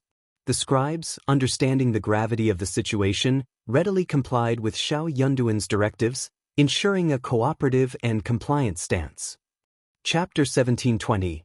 It must be a great harvest year, who wouldn't realize that? Lord Xiao was on the verge of setting an example. Those foolish enough to cross his path were asking for trouble. Whatever Lord Xiao had in mind, it was prudent to keep it private, unless one desired a confrontation with him. With all the seeds safely stored in the warehouse, Qiao Xian decided it was time to inspect.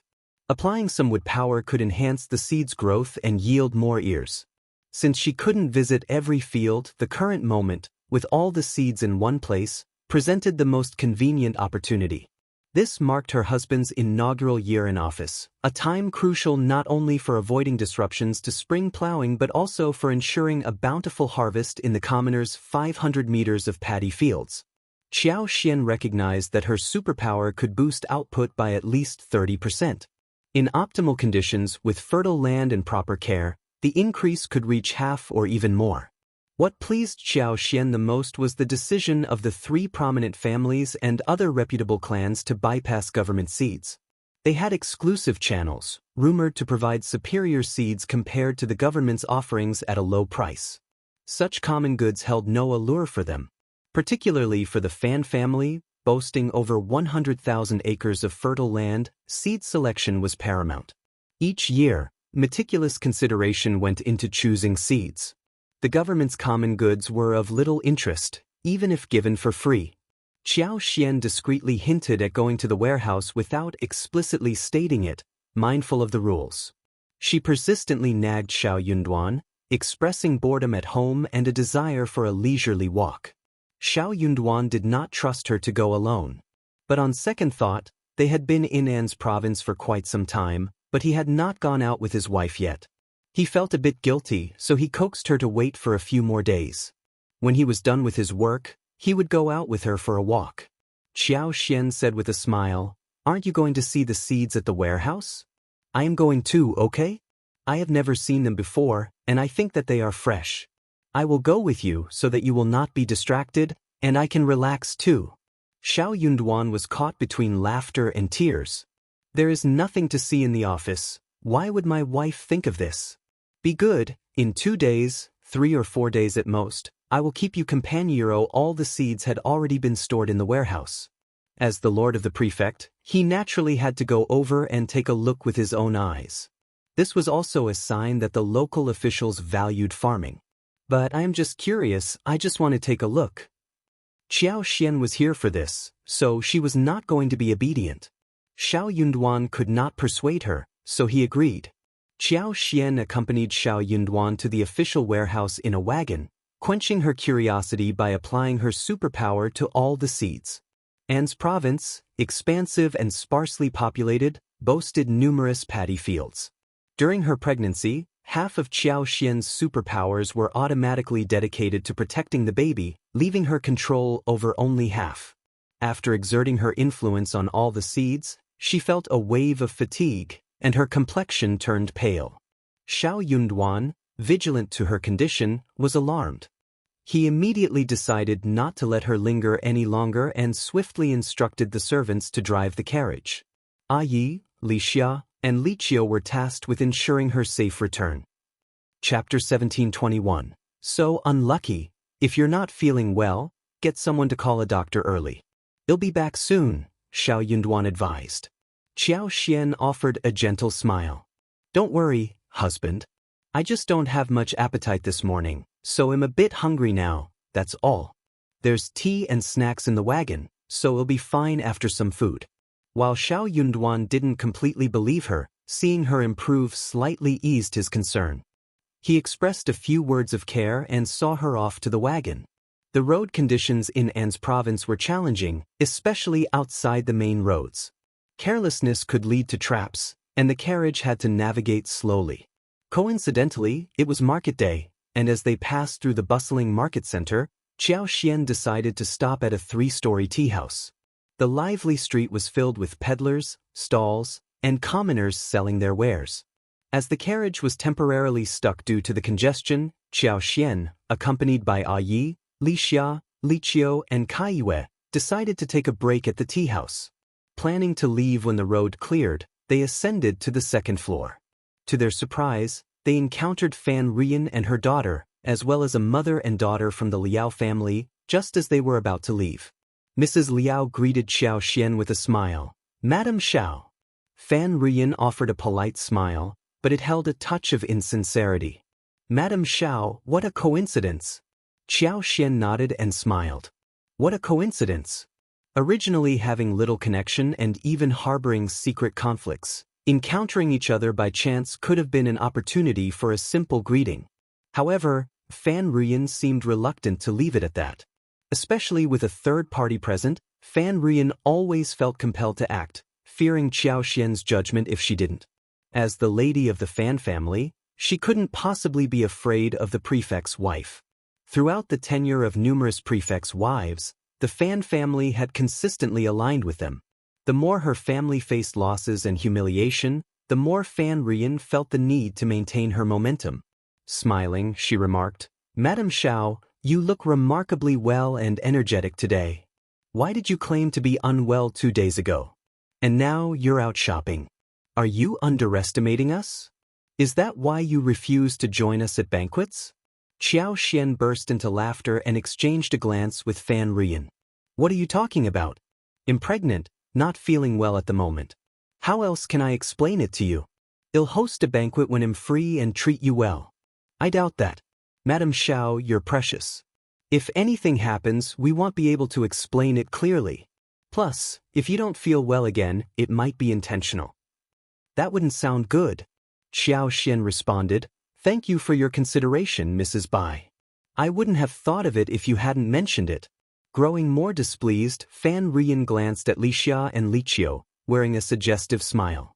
I have a good idea. Would you like to hear it, Madam Xiao? She continued, Do you want to hear it? Without waiting for Qiao Xian's response, Fan Rian suggested with a smile, Madam Xiao, it might be inconvenient for you. Wouldn't it save you a lot of trouble if you had an assistant? I think Miss Lixia and Miss Liqiu are quite charming. They're young, beautiful, and have a good temperament. Madam Xiao, why don't you ask Lord Xiao to give you face and take them as concubines? If any issues arise in the future, you'll have someone to help you. No need to trouble an outsider like Mrs. Guan.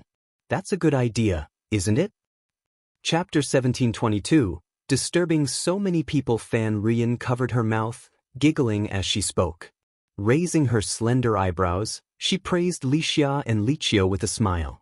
Madam Xiao, you have good taste and know how to take care of people. Look at how pretty these 2 girls are.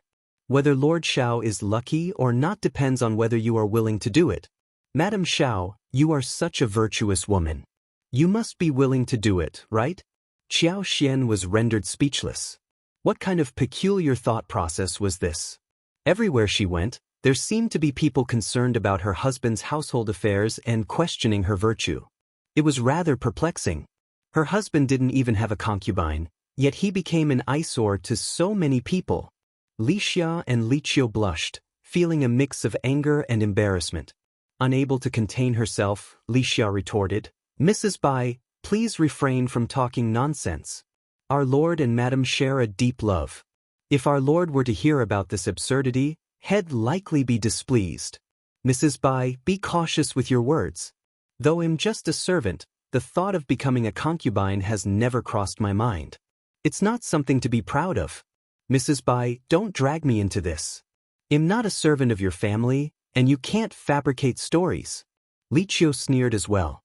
"Mrs. Bai, aren't you reaching too far? What's your motive for using such words to mock our madam? Or is it just your nature?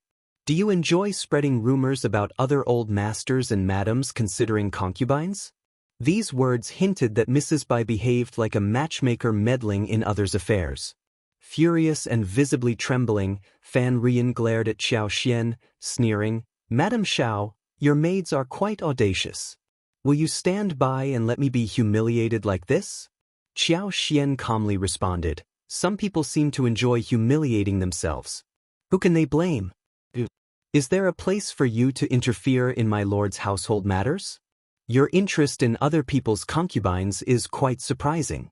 Perhaps you should consider taking in a few more for your own husband. It would save you energy and time, allowing you to focus on your own affairs."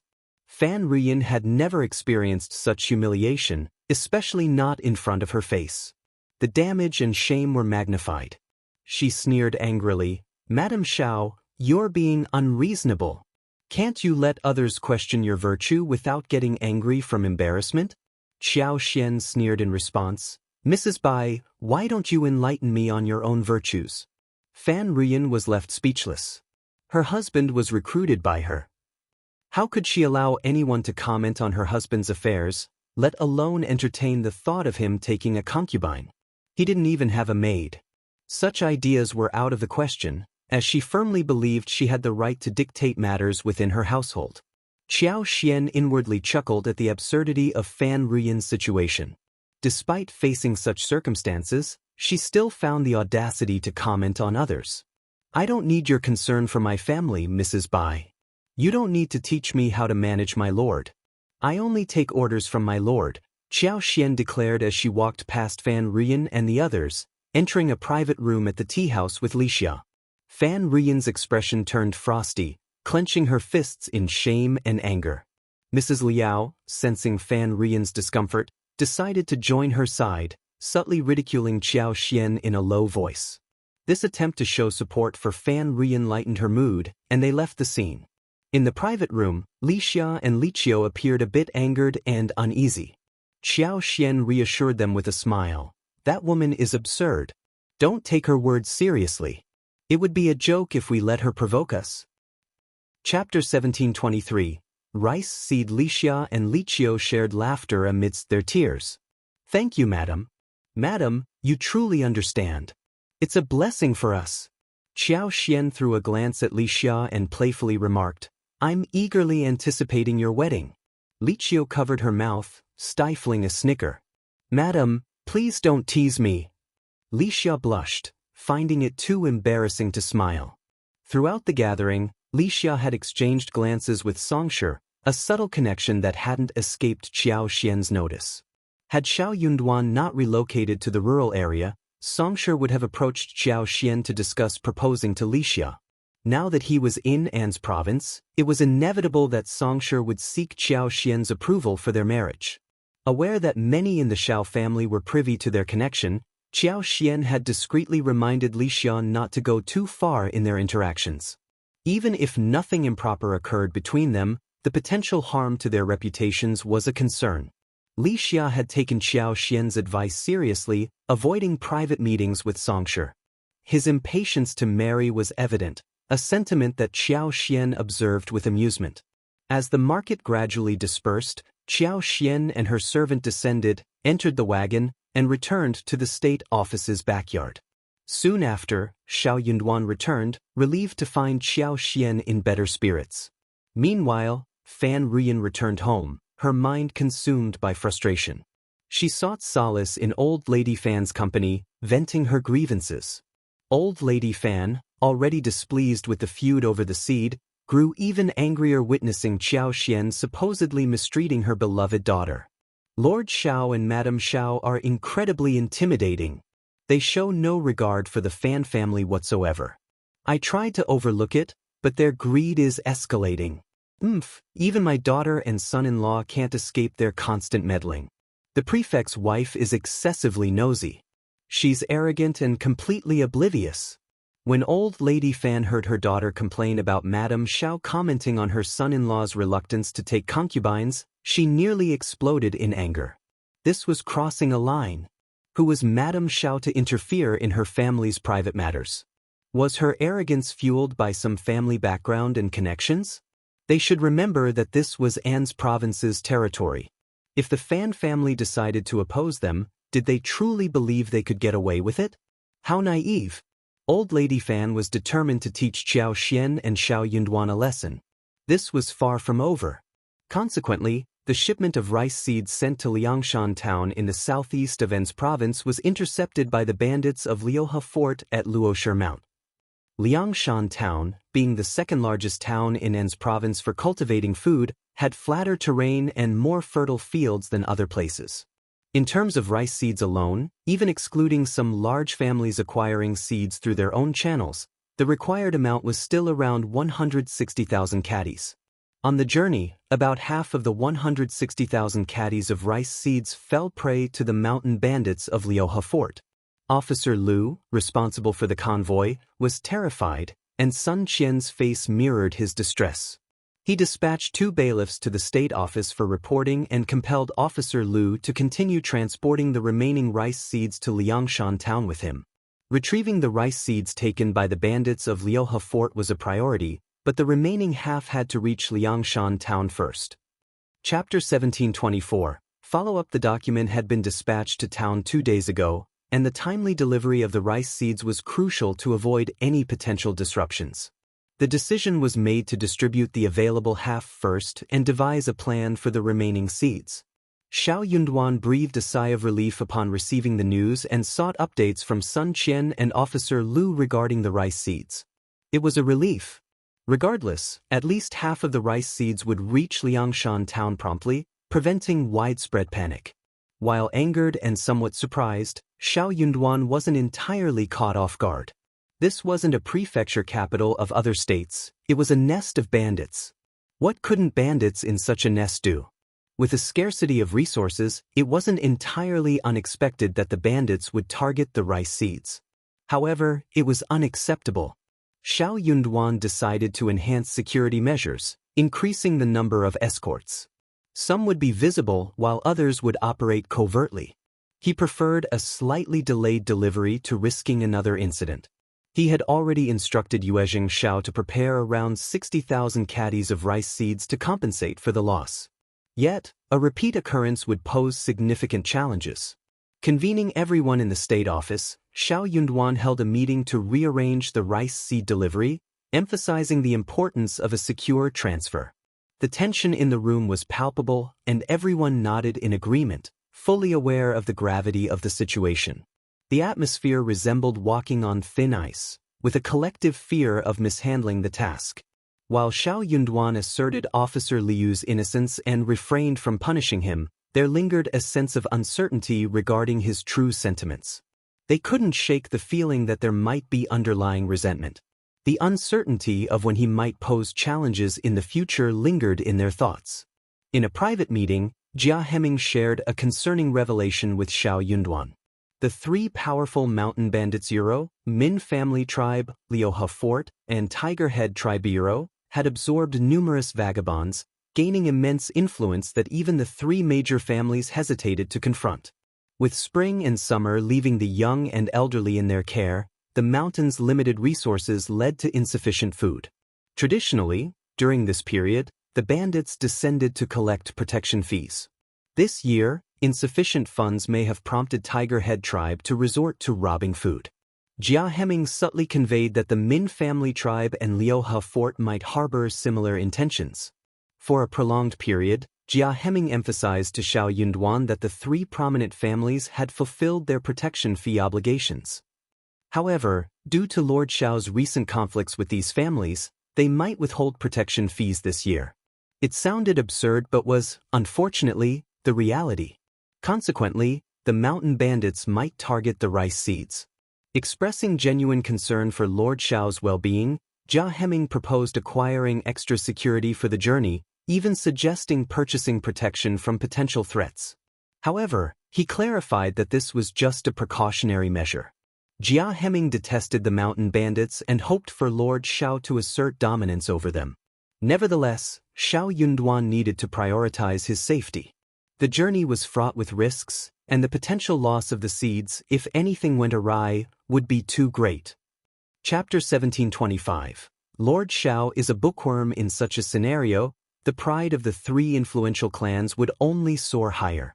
Xiao Yunduan reorganized the transportation plan for the rice seeds and displayed documents at the city gates. These documents carried a stern condemnation of the mountain bandits who had plundered the rice seeds.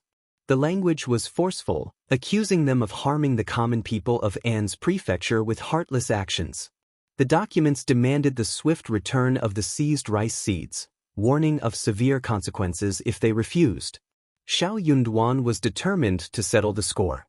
The documents swiftly circulated to the three mountain bandit strongholds.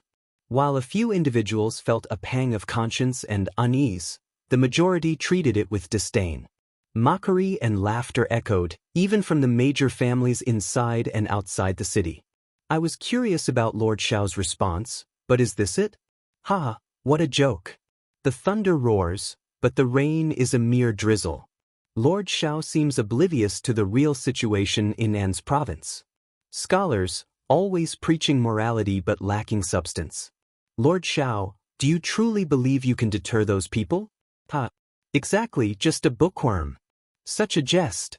The entire city anticipated the next move of the prefect, only to be met with silence. Laughter intensified, and some harbored secret disappointment. The three families, in turn, breathed a silent sigh of relief. It was good that Lord Xiao was like this. Yuezhing Xiao had not returned yet, extending his stay in An's province for a few more days. Daily he roamed around, urging his friends to befriend the local young masters. Despite facing ridicule, he vehemently defended Xiao Yunduan, offering comfort and expressing frustration at the apparent blindness of those mocking him. Xiao Yunduan, however, smiled and urged him not to be bothered. He never concerned himself with unresolved matters. His priority, outside of work, was to spend time with his wife. Old Lady Fan, relishing Xiao Yunduan's defiant words, felt a mixture of happiness and slight regret, thinking she hadn't vented enough anger. Xiao Yunduan remained unaware that the hijacking of his rice seeds was a consequence of his family's revenge. Thus, he failed to grasp the extent of his family's influence evident in the incident. A missed opportunity. Upon seeing Xiao Yunduan resolving the rice seed issue, Deputy Prefect Guan experienced a mix of anger and envy. He hesitated, contemplating whether to step forward and fulfill his duties as Deputy Prefect. If he stayed inactive, would the Lord of the Prefect still regard him with fear and need his assistance in the future? As the rice seed matter was being resolved, the prestige of the Lord of the Prefect state was on the rise. It became clear that Deputy Prefect Guan could not allow himself to be overshadowed. Unexpectedly, another batch of rice seeds was stolen at this juncture. Deputy Prefect Guan knew these people too well. If there was one incident, another would follow. Especially considering the Lord of the Prefect's issuance of loud but seemingly futile documents. Were these mountain bandits to be underestimated? Deputy Prefect Guan anticipated more attacks. The wait to see if they would strike again was only a matter of time. Chapter 1726. Unwilling at this juncture, taking charge could mean that the Prefect Lord might delegate this troublesome matter to Deputy Prefect Guan, a potential invitation for trouble. After careful consideration, Deputy Prefect Guan decided to continue his recuperation. Secretly, he harbored a hope that Xiao Yunduan would face difficulties. The prospect of mountain bandits seizing more rice seeds excited him. He envisioned a scenario where Xiao Yunduan, desperate and unfortunate, would turn to him for help, allowing Deputy Prefect Guan to reclaim his dignity. However, even in recuperation, peace eluded him. To gain insights, he urged his wife to visit Madame Xiao in the East Courtyard frequently. He hoped to glean information from Madame Xiao. Mrs. Guan resisted the idea. She had no inclination to visit Xiao Xian without reason. Her desire to surpass Xiao Xian clashed with her realization that she consistently fell short. However, with her husband's future at stake, Mrs. Guan reluctantly agreed to go. Regardless of her intentions, she was going to visit Xiao Xian, and Xiao Xian had to entertain her. Mrs. Guan's constant sarcasm during these visits angered Xiao Xian.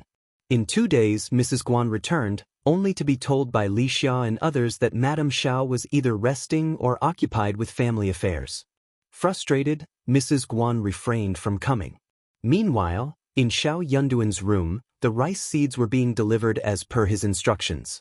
Meng Wanfu and Ding Xiang's men were discreetly deployed, joining Sun Bai, Sun Qian, Jing Sang, Yi, and others to ensure a smooth operation with no mishaps. Contrary to the bandits' belief that they had been spared, the success of Tiger Head tribe had stirred unrest among Min family tribe and Liuhe Fort, driven by their own greed. Xiao Yunduan, undeterred, had posted a document that, while not overly insulting, spurred laughter from the 3 families. However, they were also keen on imparting a lesson to the lord of the prefect, emphasizing the consequences of careless words. Consequently, representatives from the 3 families coordinated to descend the mountain and intercept the officials. This caught the officials off guard for the first time, as the bandits anticipated a larger response from Lord Xiao. Although the bandits perceived the bailiffs as inconsequential passers-by, the increased number of officials posed a greater challenge to send away. Eager to boast about pilfering from the bookworm Lord Prefect, bandits from various villages scrambled to participate. Given the An's province government's reputation for incompetence and poverty, the Mountain Kings had refrained from robbing the government for years. Now presented with an opportunity, they were unwilling to let it slip away. The anticipation was palpable, with everyone eager to partake. In the end, lots were drawn to decide who would participate. The fortunate ones rejoiced, while the unlucky ones felt a profound sense of loss. Before taking action, preparations in the tribes included slaughtering sheep, pigs, and arranging wine for a celebration. However, this time proved markedly different from previous occasions. Sun Bai and Sun Qian, notable figures from the Crown Prince's residence, and Jing Sang and the others, seasoned warriors resisting northern invasions, demonstrated their prowess. Surviving harrowing battles spoke volumes about their capabilities. Chapter 1727. Long-term plan. Moreover, the 50 men sent by Meng Wanfu were all seasoned soldiers from the army. In gratitude for Xiao Yunduan and Xiao Xian's kindness, Meng Wanfu ensured that the men he dispatched were exceptional. These soldiers, alongside the current bailiffs, were organized into 2 groups to escort the rice seeds to their respective towns. The strategy involved a combination of visible and covert presence, with professional scouts deployed to survey the route. Facing undisciplined mountain bandits, their superiority was evident. Moreover, Tiger Head tribe, swayed by Xiao Yunduan's diplomatic approach, perceived the lord of the prefect as pedantic and incompetent, a belief that played to their advantage. However, the bandits lay in ambush within a dense forest, attacking the convoy transporting rice seeds without provocation. Sun Bai, Sun Qian, and others, following the principle of capturing leaders before subduing the bandits, launched stealthy attacks. Their targets were the deduced leaders, and had it not been for Xiao Yunduan's directive to inflict serious injuries without causing deaths, many leaders would not have escaped unharmed. Xiao Yunduan had a deliberate plan. Amidst spring plowing, farming took precedence. He aimed to avoid escalating tensions by refraining from killing the mountain bandits during this crucial time. The death of any bandit could infuriate the others, potentially spiraling the situation out of control. As he hadn't yet fully consolidated control over the An's province government office and subdued the influential families, Xiao Yunduan sought to avoid unnecessary trouble. This time, the leaders of the 3 mountain strongholds, mainly second-in-command and third-in-command figures, were all injured, with some sustaining serious wounds. The skirmish unfolded swiftly, with arrows descending like rain and hidden weapons swarming like locusts. Caught off guard, The mountain bandits screamed and fell to the ground before they could react. Had the attackers not shown mercy, escaping might have been an impossible feat for the mountain bandits. Realizing they had been exposed and had lost a significant portion of their combat strength, the mountain bandits understood that gaining anything more was practically impossible. The attackers, masked and clad in green, concealed their faces and, in some cases, even their figures. It became apparent that these individuals were external reinforcements invited by the bookworm Lord Prefect. It seemed money truly had the power to accomplish anything. Despite the Lord Prefect's apparent pedantry and lack of knowledge, his affluent background allowed him to secure powerful assistance, leading to their defeat. Fortunately, Xiao Yunduan exhibited prudence. Aware of the Mountain King's formidable influence, he refrained from ordering any killings, opting to inflict injuries instead. Returning to their stronghold in a sorry state, the mountain bandits felt extreme shame. Even now, the mountain bandits failed to take Xiao Yunduan seriously. They believed he still harbored fear, considering why he hadn't seized the opportunity to kill them. The Min family tribe pondered the situation. Given the prefect lord's apparent sensibility and newfound allies, they decided to spare him this time. With numerous wealthy families in An's province, starvation was not a concern. They doubted the prefect lord possessed sufficient funds to retain these skilled helpers for an extended period. Recognizing the expertise of these individuals, the mountain bandits speculated on the considerable expense involved. Chapter 1728. Again and again the lord of the prefect seemed destined to become a spendthrift. In due time, those who felt wronged by him would settle their scores. They were not willing to bear such a significant loss. Learning of the Min family tribe's sentiments, Liuhe Fort carefully considered the situation and formulated a similar plan. The Tiger Head tribe had reaped considerable benefits, with their second-in-command being the second person to descend the mountain. Unexpectedly, he was struck in the abdomen by an arrow, causing profuse bleeding and extreme pain. Recovery would take at least half a year, prompting him to endure the suffering temporarily. Revenge, as the saying goes, is a dish best served cold. Towns close to An's province promptly delivered the seeds, while those farther away saw the daily dispatch of escort teams to their respective locations, ensuring swift progress. The Fan family and the Mei family, anticipating Xiao Yunduan's embarrassment, were taken aback. Initially assuming that the Mountain Kings had refrained from another attack, further investigation revealed the battle had concluded before it even commenced. What was Lord Xiao up to? His actions were truly unpredictable. Old Lady Fan, angered by what felt like another slap in the face, refused to back down. She covertly sent benefits to the Tiger Head tribe, urging them to act again. A lesson needed to be taught to the lord of the prefect state. Reluctantly agreeing to the Fan family's request, the Tiger Head tribe couldn't afford to appear afraid of the bookish prefect, fearing damage to their reputation. Chao Meng, the second-in-command, bedridden and cursing Xiao Yunduan incessantly, now saw an opportunity for revenge through an alliance with the Fan clan. He was determined not to let it slip away, no matter the cost. Unable to take action personally, he delegated the task to his trusted subordinates. Consequently, his right-hand men, accompanied by the third-in-charge, Jin Shan, and 20 brothers, were dispatched. Acting on information provided by the Fan family, they attempted another ambush. Though the number of brothers descending the mountain was limited this time, each one was a meticulously chosen elite. Their objective extended beyond merely seizing the rice seeds. They sought revenge for the injured second-in-charge. The second-in-charge insisted that, if the rice seeds couldn't be taken, they should be set ablaze. Even if reduced to ashes, they must not fall into the hands of the officials.